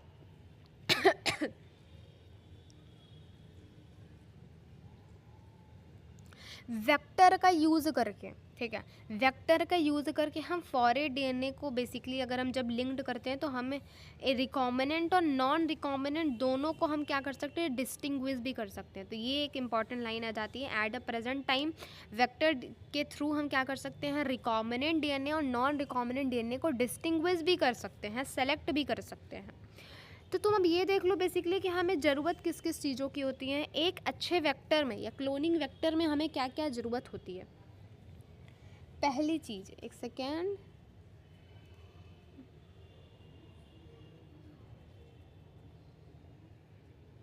बेसिकली देखो सबसे पहली चीज़ आती है ओराई। जैसा कि तुमने फ्रंट पेज से ही पढ़ा था कि अच्छे वेक्टर में हमें ज़रूरत पड़ती है ओराई की, जिसका नाम है ऑरिजिन ऑफ रेप्लिकेशन। ठीक है, अच्छा वेक्टर चाहिए तो बेसिकली वो रेप्लिकेशन अच्छा करना चाहिए। एंड रेप्लिकेशन स्टार्ट करने का जो एक गेट होता है, या एक रूम में घुसने के लिए क्या ज़रूरत पड़ता है, गेट। उसी तरीके से एक डीएनए में जाने के लिए, रेप्लिकेशन करने के लिए हमें ओराई की ज़रूरत पड़ती है। तो एक अच्छे वेक्टर में एक ओराई तो होना ही चाहिए। ठीक है, तो एक अच्छे वेक्टर में सबसे पहली चीज़ हमें क्या होनी चाहिए, ओराई होनी चाहिए, ओरिजिन ऑफ रेप्लिकेशन। ये एक ऐसा सीक्वेंस होता है जहाँ पर रेप्लिकेशन स्टार्ट होता है। पीस ऑफ डीएनए जब लिंक्ड होता है तो ये ऐसा पोर्शन होता है जो होस्ट सेल में जाके रेप्लिकेशन स्टार्ट कराने का काम ओराई से ही होता है। ठीक है, और यही ओराई क्या करता है, sequence is also responsible for controlling the copy number of a linked DNA. Basically कितनी कॉपी बननी चाहिए ओराई ही डिसाइड करता है। If one want to recover many copy of target DNA, it should be clone in a vector whose origin support high copy number. Okay, इसके पास क्या होना चाहिए, ऑरिजिन ऑफ रेप्लिकेशन, जो कि हमें यहाँ दिखाई दे रहा है एक वेक्टर के पास। ये जो वेक्टर है क्लोनिंग PBR 322 है, सॉरी, PBR 322 है, ठीक है। इसके पास ओराई प्रेजेंट है, ठीक है। पहली चीज़ तो प्रेजेंट है, तो हम यहाँ पे पहला लगा देते हैं, प्रेजेंट है। सेकंड आता है हमारे पास selectable marker. Selectable marker, selectable marker एक ऐसी चीज़ होती है जिसके थ्रू ही हम आइडेंटिफाई कर पाते हैं बेसिकली कि ये ट्रांसफॉर्मेशन जीन है या फिर नॉन ट्रांसफॉर्मेशन। बेसिकली ट्रांसफॉर्मेशन का मतलब होता है कि इसमें जीन का ट्रांसफ़र हुआ है या नहीं। इसको भी फाइंड करने के लिए हम सेलेक्टेबल मार्कर का यूज़ करते हैं। तो आओ देखते हैं PBR 3022 में हमारे पास सेलेक्टेबल मार्कर्स प्रेजेंट है या नहीं। तो जी हाँ, एम्पीसिलिन और टेट्रासाइक्लिन दो हमारे पास यहाँ पे क्या प्रेजेंट है, सेलेक्टेबल मार्कर्स प्रेजेंट है। तो ये तो प्यारा है जी भाई, काफ़ी अच्छा वेक्टर है। तो ये बोला एन एडिशन टू ओराई, ओराई के अलावा वेक्टर के पास सेलेक्टेबल मार्कर भी होना चाहिए जो आइडेंटिफाई कर पाता है कि नॉन ट्रांसफॉर्मेशन है जी। अब बेसिकली जो हमारे पास आया है वो ट्रांसफॉर्मेटेड है या फिर नॉन ट्रांसफॉर्मेटेड है, ठीक है। ट्रांसफॉर्मेटेड और नॉन ट्रांसफॉर्मेटेड का मतलब समझ रहे हो? नहीं समझ रहे हो तो कोई बात नहीं, समझा देती हूँ। देखो, जैसा कि मैंने इससे पहले तुमको बताया था, अगर ये ट्रांसफ़र हुआ है तो इसको हम ट्रांसफॉर्मेशन कहते हैं, ठीक है। अगर मान लो कि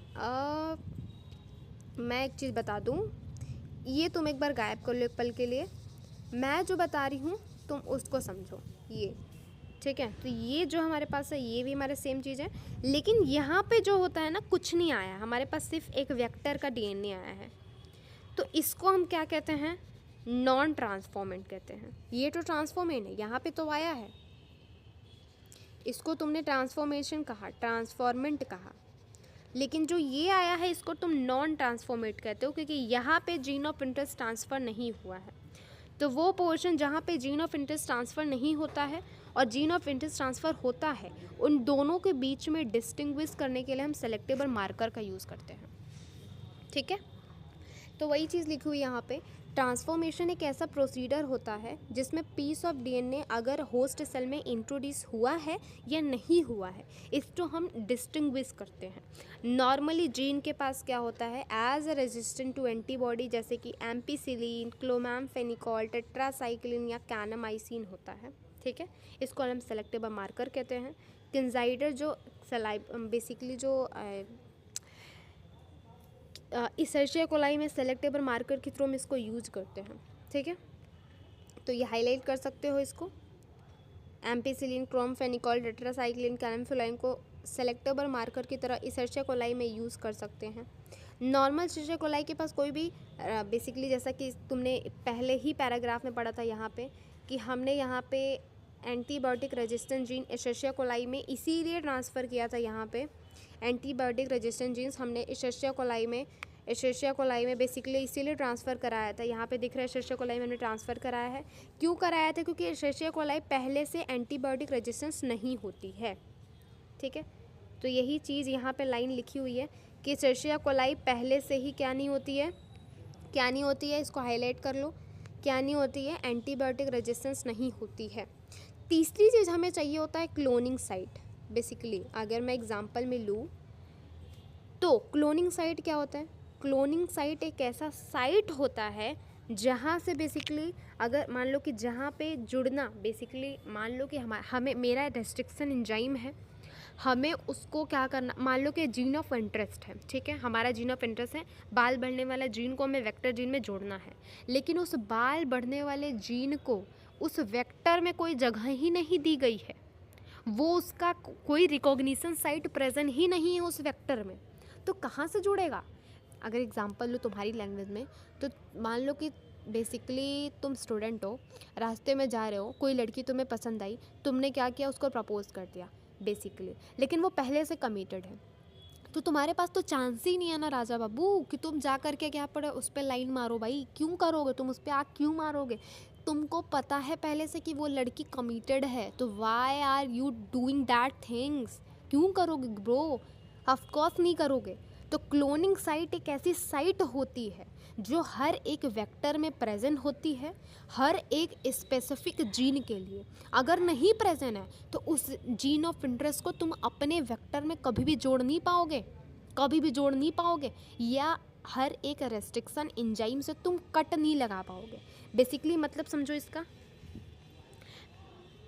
मान लो हमारे पास रेस्ट्रिक्शन एंजाइम प्रेजेंट है, Hind 2 Eco R1 restriction enzyme है, रेस्ट्रिक्शन एंजाइम है, इस वेक्टर के पास प्रेजेंट है, तो तुम इको R1 से इस पोर्शन को कट कर सकते हो।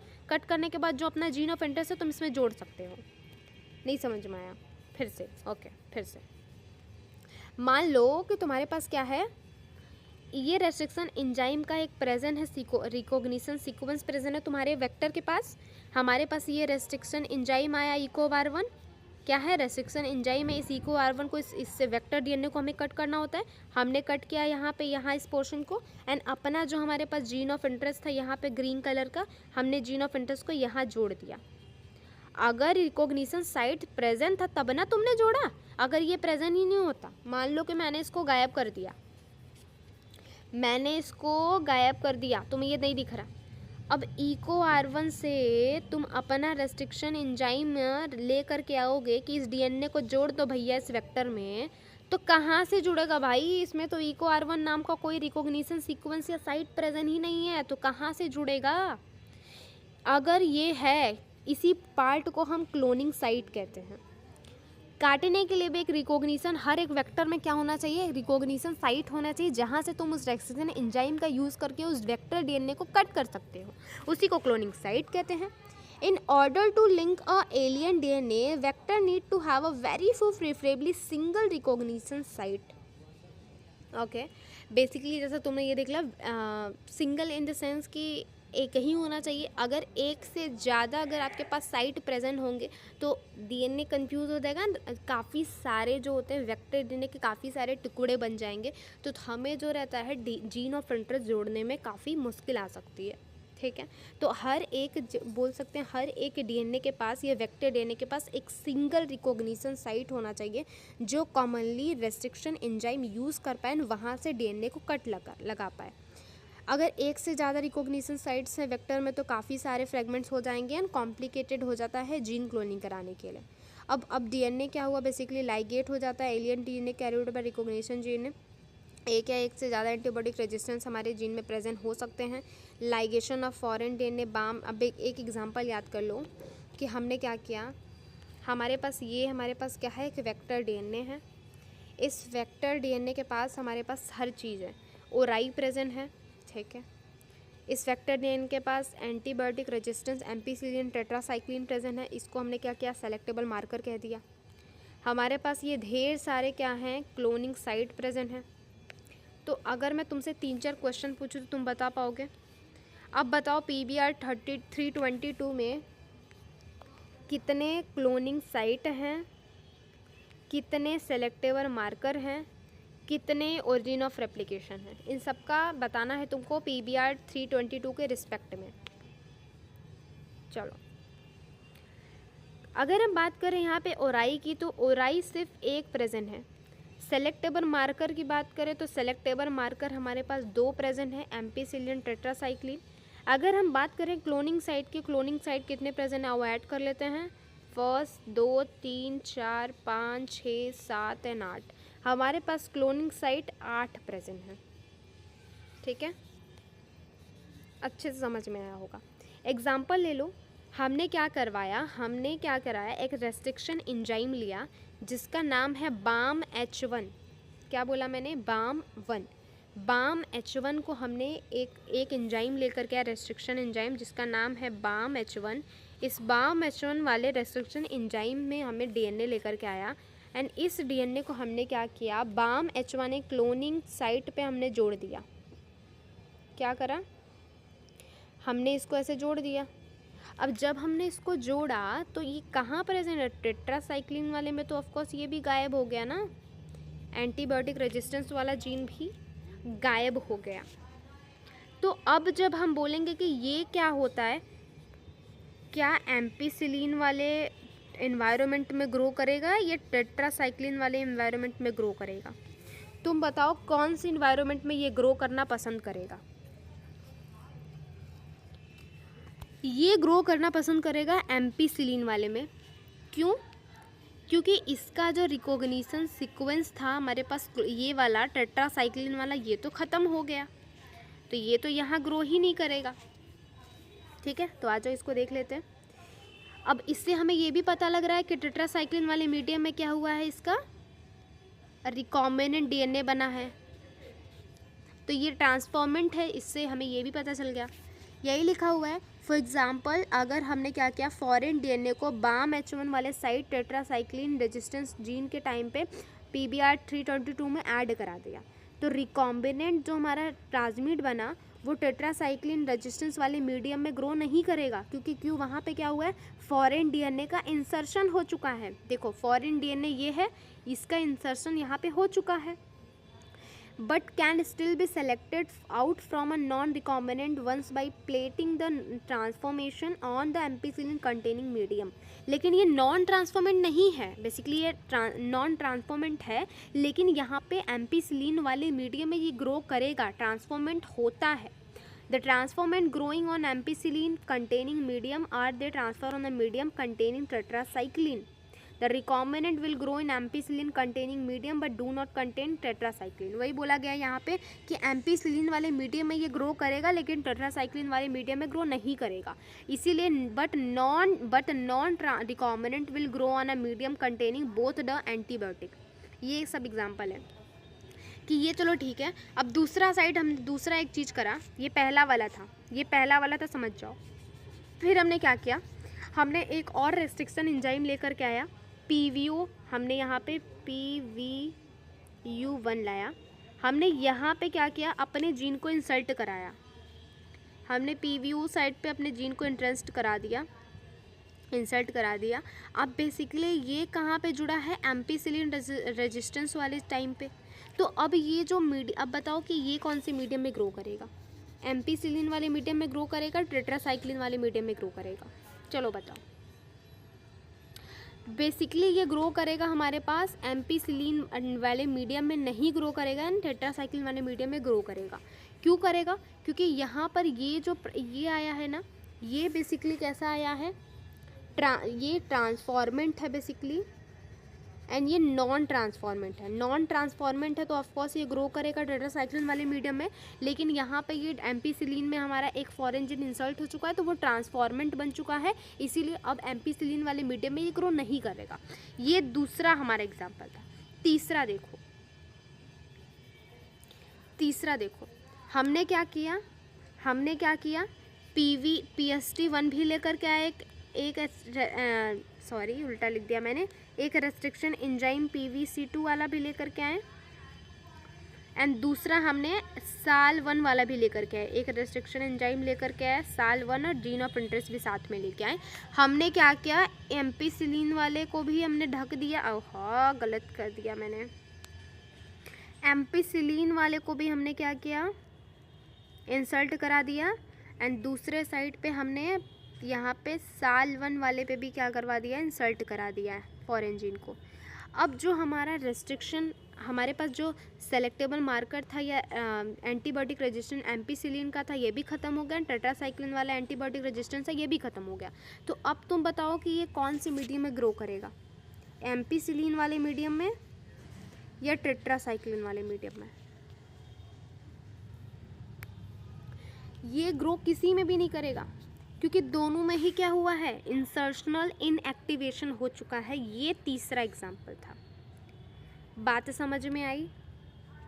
देखो वही लिखा हुआ, recombinant will grow on a ampicillin. Basically अगर एम्पीसिलिन मीडियम होगा तो ये वहाँ ग्रो नहीं करेगा। नॉन ट्रांसफॉर्मेंट किसी भी मीडियम में ग्रो नहीं करेंगे in the case, sorry non transformant. ये तीसरा हो गया। अब चौथा देखो, चौथा क्या बोला मैंने, ये बिल्कुल ऐसा ही है। इसके पास एम्पीसिलिन वाला रेजिस्टेंस भी है, टेट्रासाइक्लिन वाला रेजिस्टेंस भी है। हमने कोई छेड़खानी नहीं की, कोई फॉरेन जीन को हमने ट्रांसफर नहीं कराया। तो अब ये तुम बताओ एम्पीसिलिन में ग्रो करेगा कि टेट्रासाइक्लिन में? चलो बताओ। ये गाइस दोनों में करेगा, क्योंकि इसमें हमने किसी भी किसी भी एंटीबायोटिक रेजिस्टेंस वाले में कोई भी इनएक्टिवेशन नहीं कराया है, तो अब ये दोनों में क्या करेगा, ग्रो करेगा। ठीक है, ये सब हमारा उसी लिखा हुआ है वही चीज़ कि किस में ग्रो करना पसंद करेगा। चलो आ जाओ आगे देखते हैं। In this case antibiotic resistance gene help करता है ट्रांसफॉर्मेंट और नॉन ट्रांसफॉर्मेंट को एडजस्ट करने में। पता चल गया ना, ये कैसा है, कोई भी जीन नहीं आया इसका मतलब ये नॉन ट्रांसफॉर्मेंट है। तो इस तरीके से ये जो सेलेक्टेबल मार्कर ये हेल्प करते हैं ट्रांसफॉर्मेंट एंड नॉन ट्रांसफॉर्मेंट को अलग करने में। सो हमने जो इससे पहले वाला मेथड पढ़ा था जिसमें हम क्या करवाते थे, बेसिकली देखो क्या लिखा हुआ है, selection of a recombinant due to inactivation, जो हम इनएक्टिवेट करते थे एंटीबॉडी के, ठीक है, फिर हमने वो काफ़ी क्यूबरसम मतलब कि काफ़ी डिफ़िकल्ट प्रोसेस है, काफ़ी जो है लेंदी प्रोसेस है, डिफ़िकल्ट प्रोसेस है, जिसमें हम क्या करवाते थे, हमें 2 प्लेटिंग की ज़रूरत पड़ती थी अलग अलग एंटीबॉडी की, एक तो एंटीसिलिन फिर दूसरा ट्रिप्टोफेन, सॉरी मैंने गलत बोल दिया, पहला हमारा टेट्रासाइक्लिन दूसरा एम्पीसिलिन, दोनों को हम क्या करवाते थे, पहले हम इंसल्ट करवाते थे फॉरेन जीन को, फिर हम पहले मीडियम में ग्रो कराते थे, फिर अब दूसरे मीडियम में ग्रो कराते थे, तो काफ़ी लेंदी प्रोसेस हो जाता था। ठीक है, अलग अलग तरीके के सेलेक्टेबल मार्कर्स का यूज़ करके हम डिफ्रेंगुएट करते थे कि कौन सा रिकॉम्बिनेंट है कौन सा नॉन रिकॉम्बिनेंट है, तो काफ़ी ये लेंदी प्रोसेस हो जाता था। लेकिन हम जो अभी मेथड यूज़ करने वाले, इसलिए हमने थोड़ा इजी सा मेथड ढूंढा जिसमें हमने क्या किया, हमने एक रिकॉम्बिनेंट डीएनए को इंसल्ट करा दिया था कोडिंग सीक्वेंस ऑफ एंजाइम जिसका नाम है बीटा गैलेक्टोसिडेज। बेसिकली हमने कराया का, हमने क्या लिया, इशर्शिया कोलाई। इशर्शिया कोलाई के अंदर में क्या हुआ, एक तो इनका नॉर्मल प्लाज्मिड था, दूसरा हमारे पास इनका खुद का डीएनए था। ये जो प्लाज्मिड बैक्टीरिया था ना, इसके पास एक अलग से चीज़ थी जिसका नाम है लैक, ये ग्रीन वाला जो पार्ट है इसका नाम है लैक जेड। बेसिकली जो लैक जेड था वो एंजाइम एक बनाता था जिसका नाम है बीटा गैलेक्टोसिडेज। ये एंजाइम सिक्रीट करता था जिसका नाम है बीटा गैलेक्टोसिडेज। बीटा गैलेक्टोसिडेज नाम का जो एंजाइम है वो सिक्रीट करता था, होता है बेसिकली। अब देखो ये सिक्रीट किया बीटा गैलेक्टोसिडेज क्रोमेटीन्स। अब बेसिकली ये जो रहता था, अब क्रोमेटीन सबस्ट्रेट में, ठीक है, हमारे पास मान लो ये क्रोमेटीन सबस्ट्रेट आ गया, इस क्रोमेटीन सबस्ट्रेट में यही क्या करवाता था, इंसर्ट कराया जाता था। उसके बाद क्या होता था, ये क्या करवाता था, प्रोडक्ट देता था, एंड ये प्रोडक्ट का कलर डिसाइड करता था, बेसिकली ये ब्लू कलर का आता था। ठीक है, अगर फॉरेन इंसर्ट होगा तो ये वाइट आएगा बेसिकली, लेकिन ये कलर ब्लू आता था प्रोडक्ट। ठीक है, ये नॉर्मल इसका प्रोसीजर था, ये इस तरीके से काम करता था। ठीक है, तो हमने क्या करवाया, हमें क्या करवाना था, हमें तो पहचानना था कौन सा रिकॉम्बिनेंट है कौन सा नॉन रिकॉम्बिनेंट है। हमने क्या किया, इसी एक जीन लिया, बेसिकली हमने क्या लिया, हमने एक क्रोमेटीन सबस्ट्रेट लिया। ठीक है, हमने एक फॉरेन जीन लिया, नहीं कलर चेंज करते हैं वरना तुम्हें समझ में नहीं आना। हमने एक क्रोमेटीन सबस्ट्रेट लिया प्लस हमने एक फॉरेन जीन लिया, एंड प्लस मैंने क्या किया, यहाँ पे एक फॉरेन जीन के साथ हमने यहाँ पे एक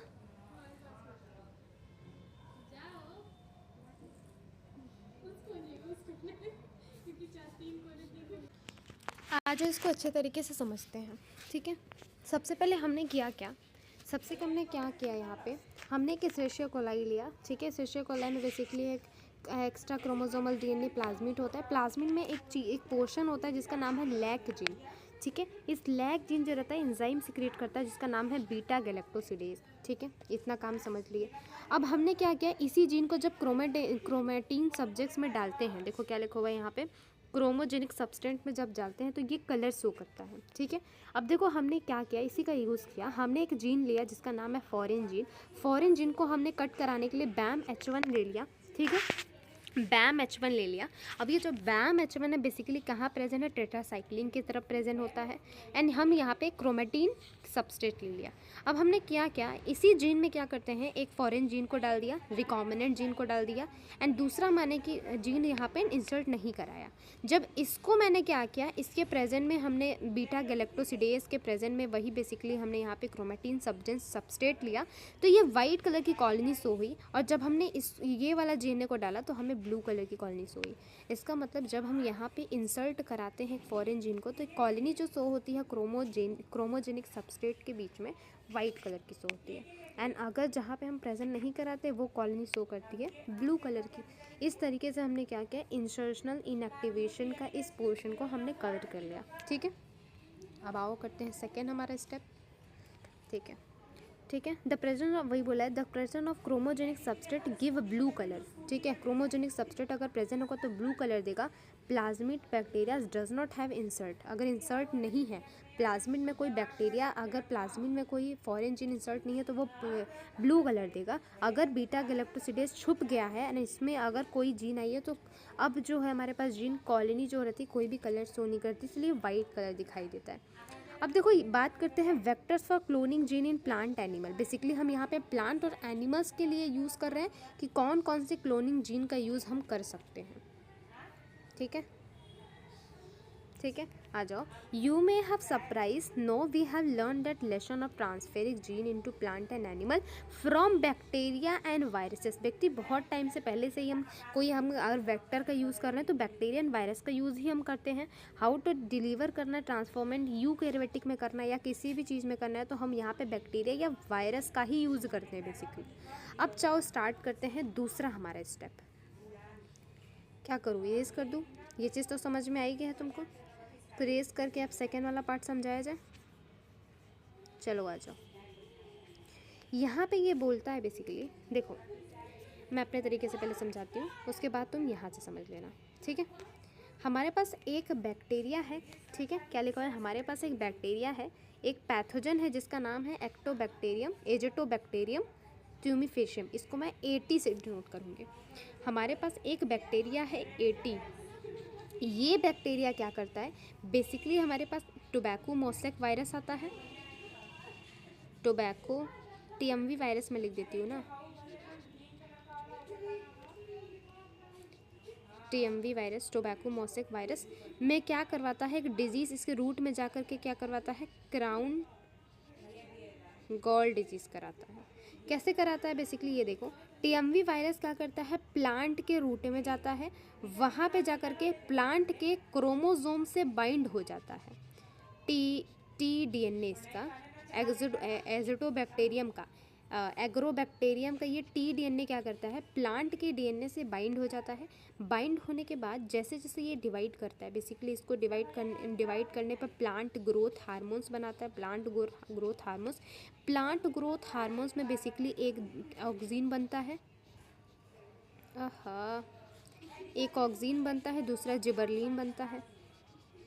ठीक है, ये प्लांट ग्रोथ हार्मोन में हेल्प करते हैं। ठीक है, तो इन्हीं को क्या करवाता है, ये बनाता है, यही प्लांट का ग्रोथ कराते हैं। तो ये जब डिवाइड करता है वापस से सेल बनाता है। ठीक है, ये जीन इस सेल में जाएगा, ये भी क्या करेगा, सेम टू सेम प्रोसेस बनाएगा, ये सेल डिवाइड करेगा। तो हर में क्या होता है, ये जीन प्रेजेंट होता है।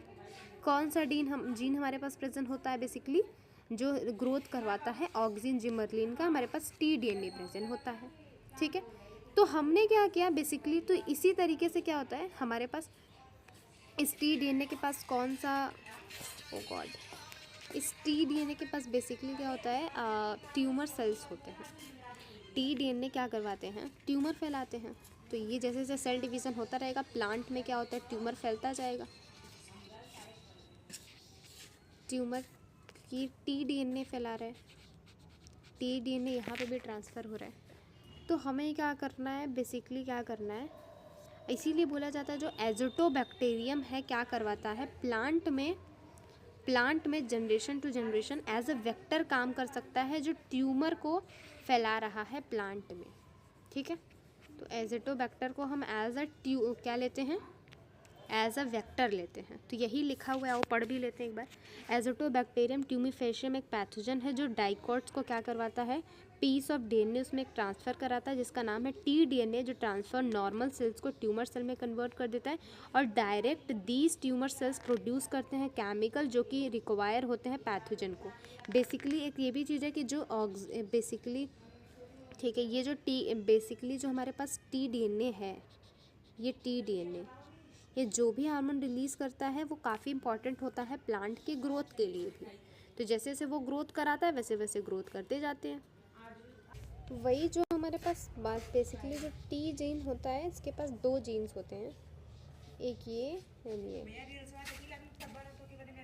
एक है ऑन्कोजेनिक, जो बेसिकली जो टीडीएनए है। एक है हमारे पास ओपेनिक। एंड उसी तरीके से क्या होता है, बेसिकली जो ऑन्कोजीन रहता है वही डिवाइड करता जाता है। ऑन्कोजेनिक टीडीएनए में आया। अब ये जो ऑन्कोजीन है बेसिकली जा कर के प्लांट के उसमें ग्रोथ हार्मोन रिलीज़ करवाता है जिसमें ऑक्सीन एंड हमारे पास जिबरलिन होता है। ठीक है, ये दोनों ग्रोथ करवाते हैं एंड आगे कैसे ही डिवीज़न चलता रहता है। हर एक जीन जब डिवाइड करती है तो इनमें टीडीएनए ज़रूर आता है, टीडीएनए ज़रूर आता है।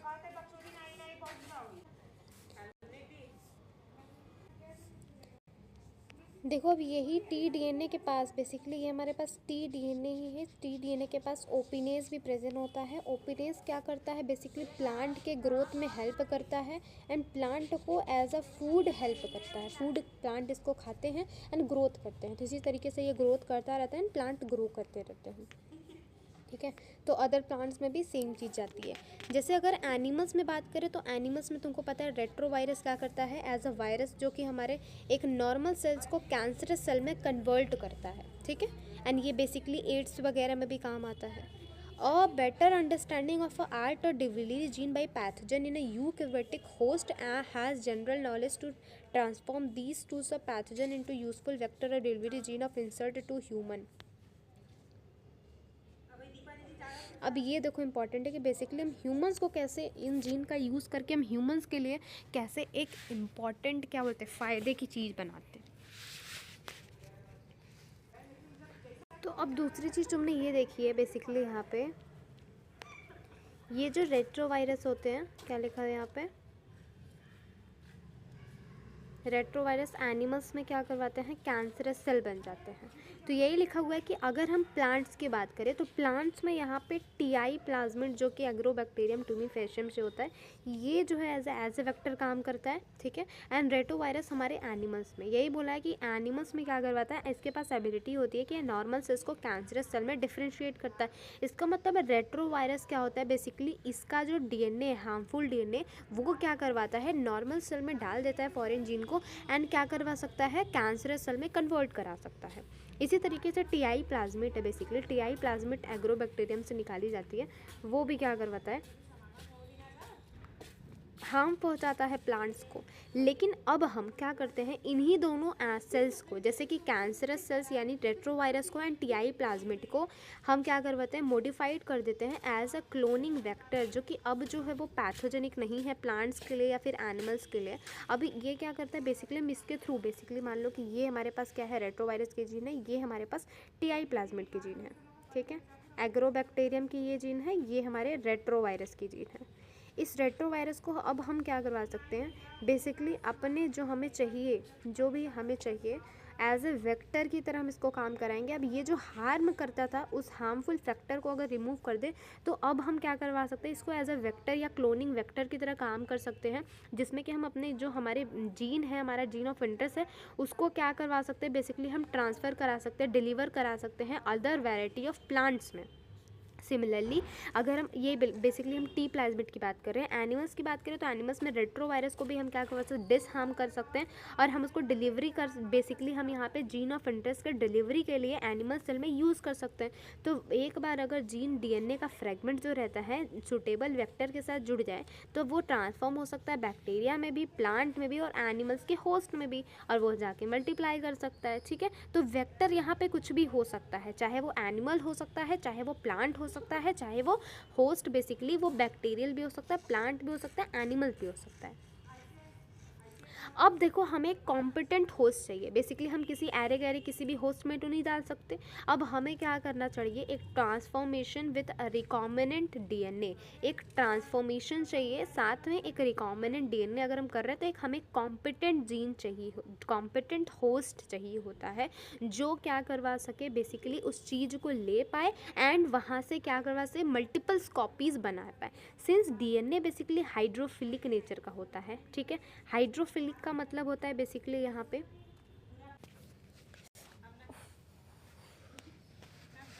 देखो अभी हमें क्या पढ़ना है, किसी भी बेसिकली अभी हम यहाँ पे कॉम्पिटेंट सेल की बात कर रहे हैं। देखो competent cell host, sorry competent host वही होस्ट होता है, बेसिकली देखो होस्ट की बात है तो हम फॉरेन डीएनए को अब वेक्टर के थ्रू होस्ट में ट्रांसफ़र करना है। किसी भी देखो हर एक होस्ट जो होता है कॉम्पिटेंट नहीं होता एंड किसी भी नॉर्मल फॉरेन डीएनए को कोई भी सेल अपने अंदर नहीं लेगा या कोई नॉर्मल बॉडी नहीं लेगा। ठीक है, तो हमें किसी भी होस्ट को सबसे पहले कॉम्पिटेंट बनाना है ताकि वो आसानी से जो हम फॉरेन डीएनए को डाल रहे हैं वो ईजिली तरीके से वहाँ पे वो ले ले। ठीक है, तो हमें क्या करना पड़ेगा, कुछ होस्ट में क्या करना पड़ेगा, कुछ चीज़ों में डिफरेंस करना पड़ेगा जिसके थ्रू क्या हो, वो जो नॉर्मल जो हमारे पास डीएनए है उस फॉरेन डीएनए को वो आसानी से ले ले, उसी से होस्ट को हमें कॉम्पिटेंट बनाना होगा। ठीक है, तो हमें कॉम्पिटेंट जो होस्ट है वो कैसे बनेगा, सबसे पहले वही समझना है। बेसिकली देखो जो अगर हमारा फॉरेन जीन के साथ जो डीएनए ट्रांसफ़र हो जाता है उसको ही हम ट्रांसफॉर्मेंट कहते हैं एंड हमें क्या करना है, ट्रांसफॉर्मेंट डीएनए ही बनाना है। ठीक है, ठीक है, तो हमें रिकॉम्बिनेंट डीएनए के साथ ट्रांसफॉर्मेंट डीएनए बनाना है। ठीक है, तुमको ये भी पता है कि जो डीएनए है वो हाइड्रोफिलिक नेचर का है। हाइड्रोफिलिक नेचर का मतलब होता है, हाइड्रो मतलब होता है वाटर एंड फिलिक का मतलब होता है लविंग। तो मतलब डीएनए जो है वाटर लविंग है। अब ये वाटर लविंग क्यों है वो देखो, बेसिकली हाइड्रोजन में डीएनए में क्या होता है, फॉस्फेट प्रेजेंट होता है, आपको पता है शुगर एंड फॉस्फेट की बैकबोन होती है। तो फॉस्फेट का स्ट्रक्चर कुछ इस तरीके से होता है। फॉस्फेट में क्या होता है, एक ऑक्सीजन होता है नेगेटिव चार्ज, जिसकी वजह से ही जो डीएनए होता है होली नेगेटिव चार्ज का होता है। अब ये वाटर से क्या करवाना है, वाटर लविंग होता है, यहाँ पे ये भी ऑक्सीजन क्या है, नेगेटिव चार्ज है, इसके लिए ये आसानी से वाटर में मिक्स हो सकता है, इसीलिए डीएनए जो है हाइड्रोफिलिक नेचर का है। लेकिन अगर मैं बात करूँ प्लाज्मा मेम्ब्रेन की या किसी की सेल वॉल की, सेल मेम्ब्रेन की, तो ये जो प्लाज्मा मेम्ब्रेन है बेसिकली देखो दो लिपिड से मिलके बनती है। ये जो प्लाज्मा मेम्ब्रेन बेसिकली अगर मैं बात करूँ यहाँ पे प्लाज्मा मेम्ब्रेन की, तो प्लाज्मा मेम्ब्रेन बाई लेयर होती है और लिपिड से मिलके बनती है, तुमको अच्छे से पता होगा, बाई लेयर होती है, लिपिड से मिलके बनती है। अब ये जो बाई लेयर होती है बेसिकली यहाँ पे दो लेयर होता है, पहला इसका ये हेड होता है, ठीक है, एंड हेड जो रहता है हाइड्रोफोबिक होता है, यानी पानी से काफ़ी डरता है, एंड दूसरा हमारे पास अंदर की लेयर होती है टेल लेयर, जो कि हाइड्रोफिलिक नेचर की होती है। तो इजीली देखो प्लाज्मा मेम्ब्रेन होली हाइड्रोफोबिक होती है, पानी से डरती है, इसीलिए डीएनए जो होता है प्लाज्मा मेम्ब्रेन के अंदर आसानी से तो नहीं जा सकता। तो जोर ज़बरदस्ती से हमें क्या करना पड़ेगा, अपने डीएनए को डालना पड़ेगा एंड हमारी जो होस्ट होता है उस सेल को हमें कॉम्पिटेंट बनाना पड़ता है। वही लिखा हुआ है कि it can not pass through the cell membrane, why बता दिया मैंने क्यों, in order to force bacteria to take up the plasmid. अबे हमें क्या करना पड़ेगा, हमारा जो होस्ट है या हमारी जो बैक्टीरिया है उसको हमें बहुत फोर्स करना पड़ेगा ताकि तुम प्लाज्मिड को ले पाओ। अब बैक्टीरियल सेल जो रहती है सबसे पहले हम उसको कॉम्पिटेंट बनाएंगे ताकि वो आसानी से डीएनए को ले पाए। ठीक है, अब इसको करने के लिए हम क्या करते हैं, पहला प्रोसेस अपनाते हैं जिसका नाम होता है, हम यहाँ पे डाईवैलेंट डाइवेलेंट कैटायन के थ्रू कॉन्सेंट्रेट करते हैं by treating with a amphi specific concentration of divalent cation. हम यहाँ पे कैल्शियम 2+ का यूज़ करते हैं, कैल्शियम का, which increase the efficiency with which DNA enters the bacterium through pores in the cell wall. हम क्या करते हैं, सेल वॉल में क्या करवाते हैं, पोर्स पैदा कर देते हैं, किसके थ्रू, एक कॉन्सेंट्रेशन कैल्शियम को लेकर के आते हैं, डाइवेलेंट कैल्शियम को लेकर के आते हैं, एंड बेसिकली यहाँ पे सेल वॉल में परफोरेशन कर देते हैं, छेद कर देते हैं, जिसकी हेल्प से क्या हो सकता है, बेसिकली वहाँ पे अब जाके DNA उस पोर्स की हेल्प से अंदर जा सकता है। दूसरा process, recombinant DNA can then force into the such by incubating the DNA with recombinant DNA on ice followed by placing. अब दूसरा जो हमारा, पहला तो हमने देख लिया किस तरीके से हम डाइवेलेंट से ट्रांसफ़र कर सकते हैं, दूसरा हमने देखा सबसे पहले हमें क्या करना पड़ेगा, हम यहाँ पे अपने रिकॉम्बिनेंट जो हमारा रिकॉम्बिनेंट हमारा जो रिकॉम्बिनेंट DNA होने वाला है, हम अपने रिकॉम्बिनेंट DNA को, ठीक है, हम यहाँ पे जो हमारा रिकॉम्बिनेंट यानी rDNA होने वाला है, इस रिकॉम्बिनेंट DNA को सबसे पहले हम आइस से इंट्रोड्यूस कराएंगे, फिर यहाँ पे 42 डिग्री सेल्सियस से इंट्रोड्यूस कराएंगे, फिर हम यहाँ पे आइस से इंट्रोड्यूस कराएंगे, ठीक है। ये जो प्रोसेस होता है इसी तरीके से ये वापस से रिपीट होता रहता है। तो हम क्या कर दे रहे हैं, यहाँ पे एक हीट शॉक दे रहे हैं। ब्रीफली क्या करें, आइस प्लेसिंग बाय द फिर 42 डिग्री सेल्सियस एंड देन वापस से हम उसको आइस में बैक कर दे रहे हैं। इसकी वजह से बैक्टीरिया जो रहता है यहाँ पे रिकॉम्बिनेंट DNA लेने के लिए मजबूर हो जाता है। फिर तीसरा हमारा प्रोसेस आता है micro injection. Basically micro injection से समझ में आ रहा है, हम यहाँ पे छोटे से इंजेक्शन का यूज़ कर रहे हैं। This is not only way to introduce alien piece of DNA into host, it's a method जिसको बोलते हैं हम यहाँ पे micro injection. Recombinant DNA is directly injected into nucleus of the animal cell in another method suitable for the plant cell are.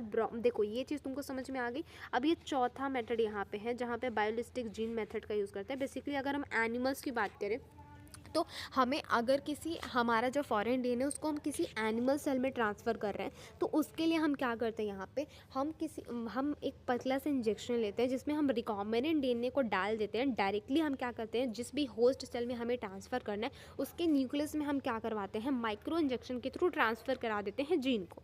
And चौथा method है suitable, plant के लिए सुटेबल होता है। इसमें हम क्या कर सकते हैं, हाईली वेलोसिटी माइक्रो पार्टिकल्स लेते हैं जो जिसमें कि गोल्ड एंड टंगस्टन की कोटिंग होती है उस DNA में, उसको बम्बार्ड करा सकते हैं, उसके साथ रिकॉम्बिनेंट DNA के साथ बम्बार्ड करा देते हैं एंड उसी को हम बायोलिस्टिक या फिर जीन गन मेथड कहते हैं। ये जो लास्ट मेथड होता है वो डिसहार्म पैथोजन वेक्टर होता है। बेसिकली हम यहाँ पे पैथोजन को या जो भी वेक्टर हम यूज़ कर रहे हैं उसको कोई हार्म नहीं पहुँचाते, which when allowed to infect the cell transfer the recombinant DNA into the host. Now that we have learned about the tools of construction recombinant DNA, basically अब यहाँ पे हम देखो हमने सारे स्ट्रक्चर को पढ़ लिया, किस तरीके से हमने अब होस्ट में ट्रांसफ़र करा दिया।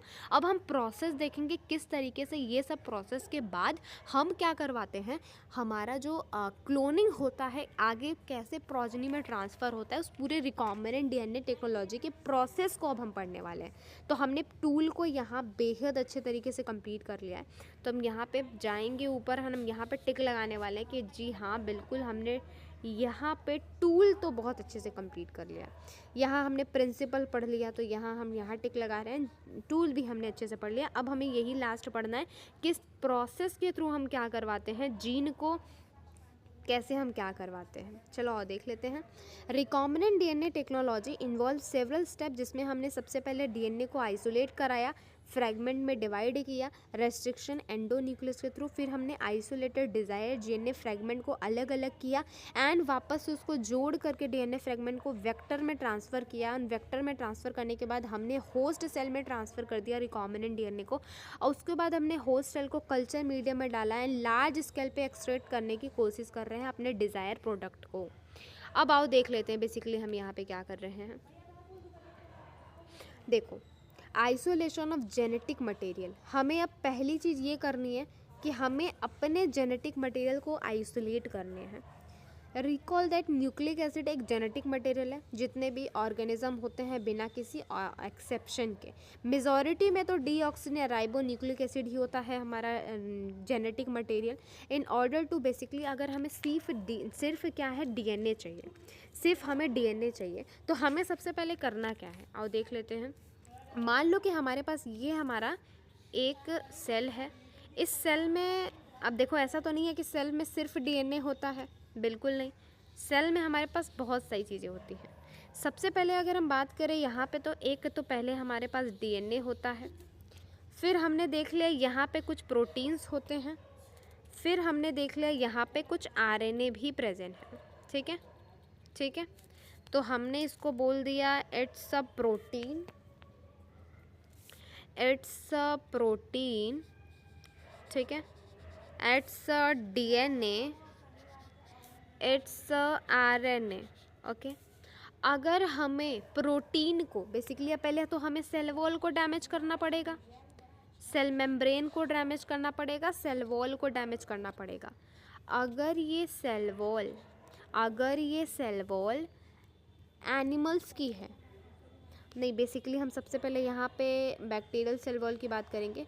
अगर सेल वॉल हमारी बैक्टीरिया क्या है, और पहले स्टार्टिंग से ही पढ़ लेते हैं। In order to cut the DNA with restriction enzyme, हमने सबसे पहले डीएनए को रेस्ट्रिक्शन एंजाइम से कट किया।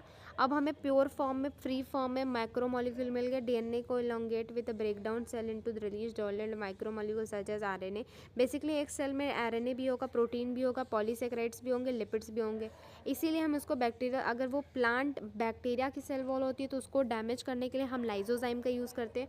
अगर वो प्लांट की सेल वॉल होती है तो उसको डैमेज करने हम सेलुलेज का यूज़ करते हैं, क्योंकि उसकी सेल वॉल सेलुलोज से मिलकर बनती है। अगर वो फंगस की सेल वॉल होगी तो हम उसको डैमेज करने के लिए काइटिनेज का यूज़ करेंगे, क्योंकि उसकी जो सेल वॉल होती है वो काइटिन से मिलकर बनी होती है। अगर हमें प्रोटीन डैमेज करना है, प्रोटीनेज का यूज़ करेंगे। अगर हमें यहाँ पे आरएनए डैमेज करना है, हम आरएनएस का यूज़ करेंगे। लेकिन हम यहाँ पे डीएनए का यूज़ नहीं करेंगे।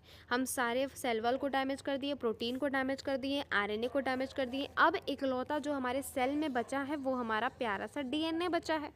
तो इस तरीके से हमने क्या किया, डीएनए को क्या किया, आइसोलेट कर लिया। एक सेल से हमने सिर्फ डीएनए को आइसोलेट कर लिया। ठीक है, और देखें आरएनए को रिमूव करना है तो राइजो एंजाइम, बेसिकली हम यहाँ पे राइबोन्यूक्लियस का यूज़ करते हैं। प्रोटीन को यूज़ करना है तो प्रोटीनियस का यूज़ करेंगे। अदर मायोमोलिक्यूल जैसे होते हैं तो purified DNA limited precipitate last में बचता है आफ्टर द एडिशन ऑफ। अब जो हमारे पास लास्ट में जो हमारे पास ये डीएनए बचा है, ठीक है, इस डीएनए को क्या करते हैं, चिल्ड एथेनॉल से क्या कर सकते हैं, प्रेसिपिएट करते हैं, चिल्ड इथेनॉल से, चिल्ड इथेनॉल से। अब इथेनॉल से बेसिकली इसको ऐसे अंडरलाइन कर लो, चिन इथेनॉल से प्रेसिपिएट करते हैं। एंड अब वापस से उस सस्पेक्टेड को, थ्रेड लेग सस्पेक्टेड को एक हम उस ट्यूब में डाल देते हैं। ठीक है, देखो जिस तरीके से तुमको दिखाई दे रहे हैं, स्पूलिंग की मदद से ऊपर जो हमारा बचता है उसी को हम डीएनए मान लेते हैं। DNA separated out by the removal by spooling. ठीक है, ये चीज़ तुम समझ गए। अब यहाँ जो ऊपर फ्रेगमेंट्स बचेगा हमारा, स्पूलिंग की हेल्प से हम उसको निकाल लेते हैं। अब हमें इस बेसिकली सेकेंड हमारा प्रोसेस आ जाता है cutting of DNA at specific location. तुम्हें पहले से पता है कि रेस्ट्रिक्शन एंजाइम से हम क्या करवा सकते हैं, बेसिकली डाइजेस्ट कर सकते हैं बाहर के लेयर को रेस्ट्रिक्शन एंजाइम से। ऑप्टिमम कंडीशन पे स्पेशलाइज एंजाइम को एगरोस जेल इलेक्ट्रोफोरेसिस से फिर हम क्या करवाते हैं, हर एक फ्रेगमेंट को अलग कराते हैं। डीएनए नेगेटिव चार्ज मॉलिक्यूल होता है, इसीलिए मूव जाता है पॉजिटिव की तरफ। ये प्रोसेस रिपीट होता है वेक्टर में भी ऑल्सो। अब डीएनए को ज्वाइन कराते हैं सेवरल प्रोसेसेस से। डीएनए लाइगेज से कट करने के बाद सोर्स डीएनए को, वेक्टर डीएनए को स्पेसिफिक रेस्ट्रिक्शन एंजाइम से जीन ऑफ इंटरेस्ट जो रहता है दोनों को जोड़ देते हैं, वेक्टर डीएनए में ट्रांसफर कर देते हैं, दोनों को लाइगेज करते जोड़ देते हैं। एंड इस प्रोसेस को हम कहते हैं कि लास्ट में हमारे पास रिकॉम्बिनेंट डीएनए बन के रेडी हो गया। अब इस रिकॉम्बिनेंट डीएनए की हमें मल्टीपल कॉपी बनानी है, तभी जा करके हम इसको क्या करेंगे, होस्ट में ऑफकोर्स ट्रांसफ़र कर देंगे। होस्ट में ट्रांसफ़र करने के बाद हमें इसकी मल्टीपल कॉपी बनानी है। इसको बनाने के लिए हम क्या यूज़ करते हैं, हम क्या कर सकते हैं, basically amplification of gene of interest by using PCR. महा इंपॉर्टेंट क्वेश्चन है बोर्ड के लिए, तो भाई इतना इंपॉर्टेंट है कि मैं यहाँ पे 10 स्टार लगा दूँ, वो भी बहुत कम है। पॉलीमरेज चेन रिएक्शन एक ऐसा चेन रिएक्शन होता है, बेसिकली एक सेकेंड, हमारा जो पॉलीमरेज चेन रिएक्शन होता है काफ़ी इंपॉर्टेंट चेन रिएक्शन होता है। इस रिएक्शन में हम क्या करते हैं, मल्टीपल कॉपीज़ बनाते हैं जीन ऑफ इंटरेस्ट की इन विट्रो, बाहर ही, outside of the cell, cell के बाहर ही, जिसमें हम दो तरीके का क्या यूज़ करते हैं, दो सेट ऑफ प्राइमर यूज़ करते हैं, दो सेट ऑफ प्राइमर, याद कर लेना, दो सेट ऑफ प्राइमर यूज़ करते हैं यहाँ पे हम, यहाँ पे गाइस ये पिंक नहीं होंगे, ओके मत हो गाइस, नहीं देख रहे हो बड़ा भाव कर रहा है, ठीक है। Small chemically synthesize oligosaccharide that are complementary. अब देखो प्राइमर का डेफिनेशन दिया गया है, तो ये तुमसे पूछ सकता है प्राइमर का definition, small chemically synthesise oligonucleotide होते हैं जो कॉम्प्लीमेंट्री होते हैं रीजन ऑफ डीएनए के, एंड एंजाइम डीएनए पॉलीमरेज के। बेसिकली आओ पहले हम इसको समझ लेते हैं ये प्रोसेस बोलता क्या है। हमने क्या लिया, हमने एक डीएनए ले लिया जो कि जिसका हमारा प्राइमर है 5 prime to 3 prime, 3 prime to, दोनों एक दूसरे के कॉम्प्लीमेंट्री स्ट्रक्चर है। इस डबल स्टैंडर्ड डीएनए को हमने क्या किया, सबसे पहले 3 प्रोसेसेस होते हैं, डीनेचुरेशन, एनिलीन और तीसरा एक्सटिंक्शन। डीनेचुरेशन, एनिलीन और तीसरा एक्सटिंक्शन। डीनेचुरेशन एक ऐसा प्रोसेस होता है जिसमें हम करते क्या है, बेसिकली डीनेचुरेशन के प्रोसेस में हम क्या करते हैं, हम यहाँ पे बहुत ज़्यादा टेम्परेचर लेते हैं, लगभग 92 डिग्री तक, ठीक है। हम यहाँ पे टेम्परेचर लेते हैं, एक सेकंड में टेम्परेचर चेक करके आती हूँ। तो हमारा जो डीनेचुरेशन का टेम्परेचर होने वाला है वो होने वाला है 92 से 98 डिग्री सेल्सियस। हम इसमें क्या करते हैं, दोनों ही स्टैंड को अलग करने का ट्राई करते हैं, ठीक है। तो अगर हम इतना टेम्परेचर प्रोवाइड करते हैं तो ये दोनों ही स्टैंड जो होते हैं वो डीएनए के, वो दोनों अलग हो जाते हैं। जिस तरीके से ये सेकेंड डायग्राम में आप देख रहे हो, ये स्टैंड अलग हो गया है, दूसरा स्टैंड हमारा अलग हो गया है, ठीक है। अब यहाँ पे हम टेम्परेचर प्रोवाइड करते हैं 45 से 65 डिग्री सेल्सियस, जिसमें हम अलग से प्राइमर यूज़ करते हैं जो कि बेसिकली डीएनए का डबल स्टैंडर्ड, बेसिकली एक प्राइमर होता है जो सिंगल स्टैंडर्ड होता है, एंड वो जो डीएनए में यूज़ कर रहे हैं उसी का टुकड़ा टुकड़ा डिवाइडेड होता है, या बेसिकली सॉफ्ट वगैरह में या ऑनलाइन मिलता है, ठीक है। डीएनए का कॉम्प्लीमेंट्री स्ट्रक्चर होता है सिंगल स्टैंडर्ड का, एंड ये क्या करवाता है, बेसिकली अगर 5 प्राइम टू 3 प्राइम जा रहा है तो ये जो प्रेजेंट होता है प्राइमर वो 3 प्राइम टू 5 प्राइम की तरफ प्रेजेंट होता है, ठीक है। तो इस तरीके से हम क्या कर सकते हैं, एलानिंग प्रोसेस करते हैं हम यहाँ पे डीएनए के। अब धीरे धीरे यहाँ पे एक टैग पॉलीमरेज का यूज़ करते हैं, डीऑक्सीन्यूक्लियोटाइड का। बेसिकली यहाँ पे अब देखो ये पूरा एक्सटेंड हो चुका है, आगे तक पूरा प्राइमर बढ़ चुका है, इसी प्रोसेस को हम एक्सटेंशन कहते हैं। इसका जो टेम्परेचर होता है 72 डिग्री सेल्सियस तक होता है। अब इसमें बेसिकली यहाँ 30 साइकिल्स चलते हैं, यहाँ पे 1 बिलियन क्या होते हैं, प्रेजेंट हो जाते हैं। ये इंपॉर्टेंट लाइन है, 30 साइकिल में एम्पलीफाइड हो जाता है 1 बिलियन टाइम्स, ये इंपॉर्टेंट लाइन है, प्लीज़ रट लेना, ठीक है। आओ पढ़ लेते हैं अब। हाँ, जो एंजाइम एक्सटेंड करता है, उसके बाद देखो बेसिकली क्या होता है, प्राइमर यूज़ करते हैं एंजाइम डीएनए पॉलीमरेज। जो एंजाइम होता है प्राइमर, वो न्यूक्लियोटाइड को provide in reaction genomic DNA as a template. If the process of replication of DNA is repeated many time, segment of DNA amplified होता है billions of time. अगर बहुत time use कर रहे हो, 30 बार कर रहे हो, तो 1 बिलियन होता है, 1 बिलियन कॉपी बन के तैयार हो जाती है। Such repeated amplification achieve by use of thermostable DNA polymerase, isolation from bacterium, thermo एक्वेशन। वही टैग एंजाइम का यूज़ किया गया है, ये किससे बनाया गया है, थर्मस एक्वेटिकस।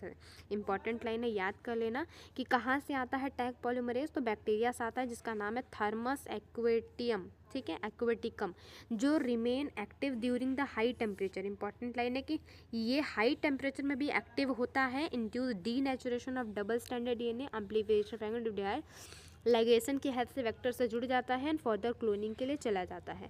अब इसको जो रिकॉम्बिनेंट डीएनए उसको हमें होस्ट में ट्रांसफ़र करना है। सेवरल मेथड्स होते हैं इंट्रोड्यूस करने के, लाइगेट डीएनए को हमें जो होता है ट्रांसफ़र कराना पड़ता है। Recipient cell after making this competent, अगर ये घुस जाता है बेसिकली, अगर बेसिकली आसानी से घुस जाता है होस्ट डीएनए में, तो इसको हम कॉम्पिटेंट कहते हैं। अगर वो रिसीव कर लेता है तब। Take up DNA present in surrounding, so it recombinant DNA bearing gene for resistant and antibiotic resistant, transfer to the E coli, the host cell become transform in ampicillin resistant gene. अगर basically मान लो foreign DNA हमने लिया है जिसमें कि antibiotic resistant gene है ampicillin, तो बेसिकली जो उसको हमने ईसर्शिया कोलाई कोलाई में ट्रांसफ़र किया, तो अब जो होस्ट सेल है बेसिकली वो कैसी हो जाएगी, एम्पीसिलिन रेजिस्टेंस। अब जो हमारी इशर्शिया कोलाई हो जाएगी वो भी एम्पीसिलिन रेजिस्टेंस जीन हो जाती है, सेल हो जाती है। इफ़ वी स्प्रेड, अब इसको हमने ट्रांसफॉर्मेशन, अगर plates containing ampicillin only transformant will grow. तुमको पता है ये सब, तुम पहले ही पढ़ चुके हो। Ampicillin resistance gene in case of selectable marker सब पढ़ चुके हो। ऑब्टेन द फॉरेन जीन, अब किस तरीके से हम फॉरेन जीन से प्रोडक्ट बनाते हैं, ठीक है। इंसर्ट करा दिया पीस ऑफ जीन डीएनए को क्लोनिंग वेक्टर में, ट्रांसफ़र करा दिया होस्ट में। होस्ट बैक्टीरियम भी हो सकता है, प्लांट भी हो सकता है, एनिमल्स भी हो सकता है। Alien piece of DNA multiply कर गया ऑलमोस्ट रिकॉम्बिनेंट टेक्नोलॉजी की हेल्प से। अब अनलिमिटेड एम हो गया, हमें डिज़ायर प्रोटीन मिल गया। तुमको पता है आरडीएनए से बना, डीएनए से प्रोटीन मिल गया। Hence there is a needed of recombinant DNA to be express. जब foreign gene express under the basically उसका कंडीशन मिलेगा तो वो एक्सप्रेस कर जाएगा। एक्सप्रेशन फॉरेन जीन से हमें जो भी प्रोडक्ट चाहिए वो मिल जाएगा।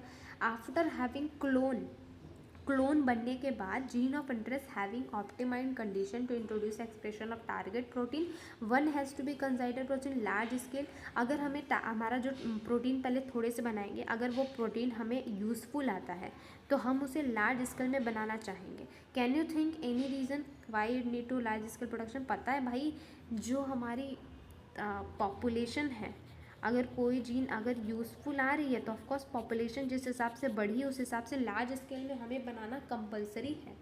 Any protein encoding gene expression in heterologous host is called recombinant protein. The cell bearing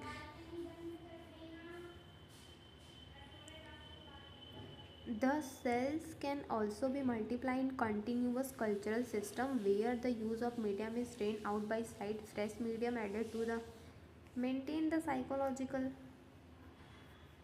basically अब देखो हमने क्या बना दिया, हमने हमारा जो भी यूज़फुल मटेरियल था हमने बना दिया। हमें क्या करना है, हमें अब फॉरेन जीन से प्रोडक्ट बनाने हैं। जो हमने किया है फॉरेन जीन से हमें प्रोडक्ट बनाने हैं। हमने पीस ऑफ डीएनए को इंसर्ट करा दिया क्लोनिंग वेक्टर में और उसको ट्रांसफ़र करा दिया होस्ट में। होस्ट चाहे बैक्टीरिया हो या प्लांट हो चाहे एनिमल हो। Alien piece of DNA multiply करेगा एंड उससे अल्टीमेटली क्या बनेगा, रिकॉम्बिनेंट टेक्नोलॉजी के थ्रू अल्टीमेटली जो हमारा प्रोडक्ट बनने वाला है वो हमारा डिज़ायर प्रोटीन बनना ही हमारा एम है, ठीक है। Hence there is a need to the recombinant DNA to be express. इसीलिए हमारा ज़रूरत क्या है कि जो हमने रिकॉम्बिनेंट डीएनए बनाया है वो एक्सप्रेस करे और लास्ट में क्या बनाए, एक अप्रोप्रिएट हमारा डिज़ायर प्रोटीन बनाए। फॉरेन जीन जब बेसिकली जब एक्सप्रेस करता है उसके लिए हमें अप्रोप्रिएट कंडीशन चाहिए होता है, चाहे वो टेम्परेचर हो, चाहे वो पीएच हो, ठीक है, चाहे वो कॉन्सेंट्रेशन किसी चीज़ का हो। तो हमें एक अप्रोप्रिएट कंडीशन चाहिए होता है। उस कंडीशन में क्या होता है, हमारा जो फॉरेन जीएनए होता है होस्ट सेल में एक्सप्रेस करता है। उसको काफ़ी सारे टेक्निकल डिटेल्स में पढ़ते हैं। After having clone the gene of interest, हमने क्या किया, जीन ऑफ इंटरेस्ट का काफ़ी क्लोन बना दिया। क्लोन मतलब समझ रहे हो ना, एक जीन की दो कॉपी बेसिकली हमने जब बना दिया उसमें वो तभी क्या होता है बदल के प्रोटीन्स बन पाता है जब इसको क्या होता है बेसिकली एप्रोप्रिएट यही टेम्परेचर मिलेगा, ठीक है, एप्रोप्रिएट टेम्परेचर मिलेगा। मान लो कि हमने एक्सप्रेस करा दिया, टारगेट प्रोटीन बन गया। जैसे ही वो टारगेट प्रोटीन बन जाता है हम उसको लार्ज स्केल में प्रोड्यूस करने का ट्राई करते हैं। क्यों करते हैं, बेसिकली टेम्परेचर के लिए, पॉपुलेशन के लिए एंड फ़ायदे के लिए। इफ़ अगर हमें protein encoding gene is expression in heterologous host and it is called the recombinant protein. Basically देखो इस हेट्रोलॉगस होस्ट का डेफिनेशन एंड क्या होता है रिकॉम्बिनेंट प्रोटीन। मान लो एग्जांपल्स में ये हमारे पास एशर्शिया कोलाई है। एशर्शिया कोलाई के पास जो होता है इंसुलिन हमें बनवाना है, इंसुलिन, लेकिन इंसुलिन बनाने वाले जीन एशर्शिया कोलाई के पास नहीं है। तो हमने क्या किया, हमने इंसुलिन बनाने वाली, ये बेसिकली हमारी एशर्शिया कोलाई ही है, इंसुलिन बनाने वाली हम इस जीन को इंसर्ट करा देते हैं एंड यहाँ पे अब जो बनना है हमारा इंसुलिन, वो अब यहाँ पे इंसुलिन जो होता है अब ये बन सकता है। ये जो इससे बनेगा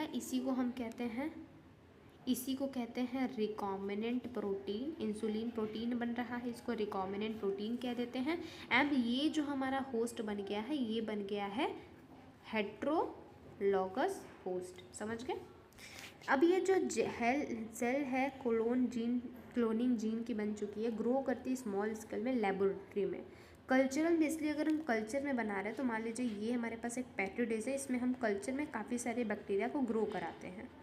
ग्रो कराने के बाद क्या होता है बेसिकली, यही होता है बेसिकली। देखो कल्चर मीडिया पे हम क्या करवाते हैं, डिज़ायर प्रोटीन, अब इससे जो प्रोटीन बनाते हैं इसी चीज़ से हम कल्चर मीडिया पे ग्रो कराते हैं। एंड इसको क्या कर सकते हैं, प्यूरीफाई करा सकते हैं, अलग अलग मेथड से इसको अलग अलग मेथड से सेपरेट कराते हैं। अभी जो सेल है मल्टीप्लाई करता है कॉन्टिन्यूअस कल्चर सिस्टम में, where use in medium is drain out. ये याद कर लो, ये बेसिकली जो भी कल्चर मीडिया का यूज़ करते हैं इसमें दो चीज़ें इंपॉर्टेंट लाई है। ये जो कल्चर मीडिया होता है हमारा कुछ इस तरीके से होता है हमारे पास, ये इस तरीके से, जिसमें कि हम क्या करवा सकते हैं बेसिकली, हम जो कल्चर में फॉरेन जीन को ग्रो करा रहे वो सेकेंड साइड से क्या होता है, एक चीज़ बाहर चली जाती है। एक साइड से मीडियम में ड्रेन होता है और दूसरे साइड से फ्रेश मीडियम एडेड होता रहता है, ठीक है, फ्रॉम द अदर मेंटेन, जिसकी वजह से साइकोलॉजिकली जो most active log exponential phase होता है बढ़ता रहता है। मतलब टाइम यहाँ पे बढ़ेगा तो यहाँ जो प्रोडक्ट के अमाउंट होता है वो भी बढ़ता रहता है। This type of cultural method produce a large biomass leader to higher rate of result. इस तरह के बायोमास से क्या होता है, हमारा जो यील्डिंग होता है ये भी बढ़ता है, किसका, डिज़ायर जीन का यील्डिंग जो रहता है वो धीरे धीरे बढ़ जाता है। इसीलिए हम स्मॉल वॉल्यूम कल्चर मीडिया को यूज़ नहीं कर सकते, क्योंकि हमें ये लार्ज क्वांटिटी में चाहिए। लार्ज क्वांटिटी में पाने के लिए हम क्या करते हैं, बायो रिएक्टर्स का यूज़ करते हैं। अब बायो रिएक्टर्स का यूज़ करते हैं, ये बायो रिएक्टर एक ऐसा मीडियम या बोल सकते हैं कल्चर मीडिया होता है जो इसका ये वेसल्स होते हैं लगभग 100 से 1000 लीटर तक के होते हैं, कल्चर्स होते हैं जिसमें हम प्रोसेस करते हैं और यही ज़रूरत भी होती है। Bio reactors can be throw as a vessel, बर्तन की तरह काम करता है जिसमें हम रॉ मटेरियल को डालते हैं एंड स्पेसिफिकली हमें प्रोडक्ट मिलकर रेडी होता है अनइंडिविजुअल प्रोटीन्स भी। हम यहाँ पे माइक्रोबियल प्लांट का यूज़ करते हैं, एनिमल्स का यूज़ करते हैं, ह्यूमन सेल्स का यूज़ सकते हैं। बायो रिएक्टर्स को वही बोला कि एक प्रोवाइडेड एक हमारे पास एक ऑप्टिमम टेम्परेचर की नीड होती है, कंडीशन की नीड होती है, जिसमें कि हमें क्या करना पड़ता है, ग्रोथ करवाने के लिए temperature, pH, substrate, salt, vitamin and oxygen का बिल्कुल ध्यान देना पड़ता है। मोस्ट कॉमनली यूज जो बायो रिएक्टर्स होते हैं स्टेरिंग टाइप्स के वेक्टर होते हैं, जो कि यहाँ पे ये चीज़ बना हुआ है, ठीक है। ये हमारे सिंपल स्टील्ड वेक्टर है जो मोस्ट अप्रोप्रिएट है। दूसरा स्पार्जल स्टील्ड मेथड है। जो स्टर्ड टैंक हमारे पास रिएक्टर्स होते हैं यूजली देखो सिलेंड्रिकल शेप के ये दिखाई दे रहे हैं, यूजली सिलेंड्रिकल शेप्स के होते हैं और कर्व, इसका जो बेस होता है देख रहे हो ये कर्व तरीके का दिखाई देता है ताकि यहाँ पे मिक्सिंग अच्छे से हो पाए कंटेंट की। स्टर्ट यहाँ पे देखो मिलाने के लिए तुम्हें ये स्टर्ट दिखाई ही दे रहा होगा, ठीक है। स्टर्ट जो रहता है फैसिलेट करता है मिक्सिंग के लिए ताकि ऑक्सीजन जो अवेलेबल है बायोरिएक्टर में अच्छे से मिक्स हो पाए। अल्टरनेटिवली एयर जो रहता है बबल्ड होता रहता है रिएक्टर्स के थ्रू, जैसा दिखाई दे रहा है। If you look at a figure closely you will see that bioreactors के पास एलिगेटर सिस्टम्स भी होते हैं एंड ऑक्सीजन डिलीवरी सिस्टम्स भी होते हैं, फोम कंट्रोल सिस्टम्स भी होते हैं, टेम्परेचर कंट्रोल सिस्टम्स भी होते हैं एंड पीएच कंट्रोल सिस्टम्स भी होते हैं। एंड यहाँ पे सैम्पलिंग पोर्ट होता है जो स्मॉल वॉल्यूम ऑफ कल्चर को बड़े बड़े पीरियडिकली ग्रो कराता रहता है। तो ये महा इम्पॉर्टेंट डायग्राम है, दोनों के दोनों ही आ सकता है कोई भी। ये देखो हमारे पास अगर मैं डायग्राम पढ़ूँ तो ये देखो डायग्राम है, एक सिलेंड्रिकल टाइप का वेसल्स होता है, नीचे का जो कर्व होता है ये सिलेंड्रिकल है, इसके पास स्टर एयर आसानी से क्या होता है जाता रहता है। यहाँ पे ये मोटर प्रेजेंट है, एसिड बेस मतलब कंट्रोल करता रहता है पीएच को, ये स्टीम को पीएच कंट्रोल करता रहता है। इसके पास फोम ब्रेकर है, ठीक है, यहाँ पे फ्लैट बेल्ड इम्पीलर है, ये कल्चरल ब्रॉट है, तो इसको याद कर लेना। अब आते हैं हम यहाँ पे डाउन स्ट्रीम प्रोसेसिंग, बेसिकली किस तरीके से हम यहाँ पे प्यूरिफाई करते हैं, ठीक है। ये चीज़ तो तुम समझ गए कि किस तरीके से हम लार्ज वेसल्स में बनाते हैं अपने जो भी हमारा जीन है, डिज़ायर जो भी चीज़ है। जब हर चीज़ कंप्लीट हो जाती है बायोसिंथेटिक स्टेज में, product subject through a series of process जिसमें कि मार्केटिंग की ज़रूरत पड़ती है। अब हमें क्या करवाना है, लास्ट में फिनिशिंग प्रोडक्ट को मार्केट में बेचना है। इस प्रोसेस में सबसे पहले सेपरेशन होता है, फिर प्यूरिफिकेशन होता है, बिल्कुल करना पड़ेगा कि इसी कलेक्टिवली हम इसको डाउनस्ट्रीम प्रोसेसिंग कहते हैं, जिसमें हम प्यूरिफाइड करते हैं कि ये जो प्रोडक्ट है ये अच्छा है या नहीं। Product has to be a formulate with suitable preservative. अब ये जो प्रोडक्ट होता है इसमें हमें अच्छे तरीके से प्रिजर्वेटिव मिलाना पड़ता है ताकि काफ़ी टाइम तक ये प्रोडक्ट टिक जाए,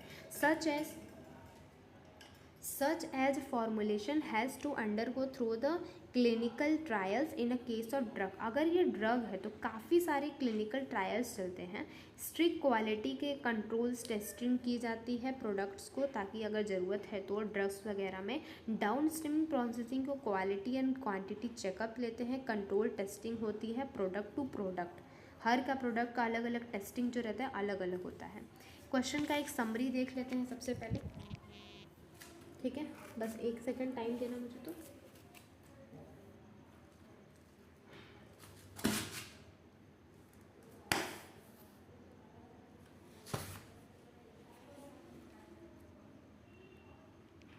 ठीक है, तो यहाँ पे हम क्या कर रहे हैं, बायोटेक्नोलॉजी क्या करती है, लार्ज स्केल में प्रोडक्ट को बनाते हैं, मार्केटिंग में यूज़ करते हैं प्रोडक्ट को, एंड इसमें बेसिकली लिविंग ऑर्गेनिजम्स का यूज़ करते हैं, सेल का यानी एंजाइम्स का यूज़ करते हैं। मॉडर्न बायोटेक्नोलॉजी में जेनेटिक मॉडिफाइड ऑर्गेनिजम्स को बनाते हैं, जो made possible only man learn to. हम बेसिकली किसी भी ऑर्गेनिज्म के डीएनए में या आरएनए में अल्टर करते हैं, रिकॉम्बिनेंट डीएनए बनाते हैं। ये की होता है रिकॉम्बिनेंट डीएनए टेक्नोलॉजी का और जेनेटिक इंजीनियरिंग का। ये जो प्रोसेस होता है इसमें रेस्ट्रिक्शन एंजियोन्यूक्लियस होते हैं, DNA ligase, appropriate plasmid, viral vector, isolate. Basically देखो यहाँ पे वायरल वेक्टर का नाम कहीं नहीं आया है। Isolate ferry of the foreign DNA into the host organism में ट्रांसफ़र करते हैं, एक्सप्रेस करते हैं फॉरेन डीएनए को, प्यूरिफिकेशन होता है जीन का। उसके बाद लास्ट में हम अपने फंक्शनल प्रोटीन फाइनली मेक हो जाता है, सूटेबल बना देते हैं, मार्केटिंग के लिए यूज़ करते हैं। लार्ज पहले तो बायोरिएक्टर्स के सबसे बड़े बड़े वेसल्स में बनाते हैं, उसके बाद हम क्या करवाते हैं, मार्केटिंग में इसको प्यूरिफाई करवा करके यूज़ करते हैं। तो बेसिकली हमने क्या किया, इस चैप्टर को प्यारे से तरीके से हमने यहाँ कंप्लीट कर दिया है। ठीक है, कोई भी डाउट होता है तो कमेंट सेक्शन में पूछ सकते हो। Bye bye, take care, love you.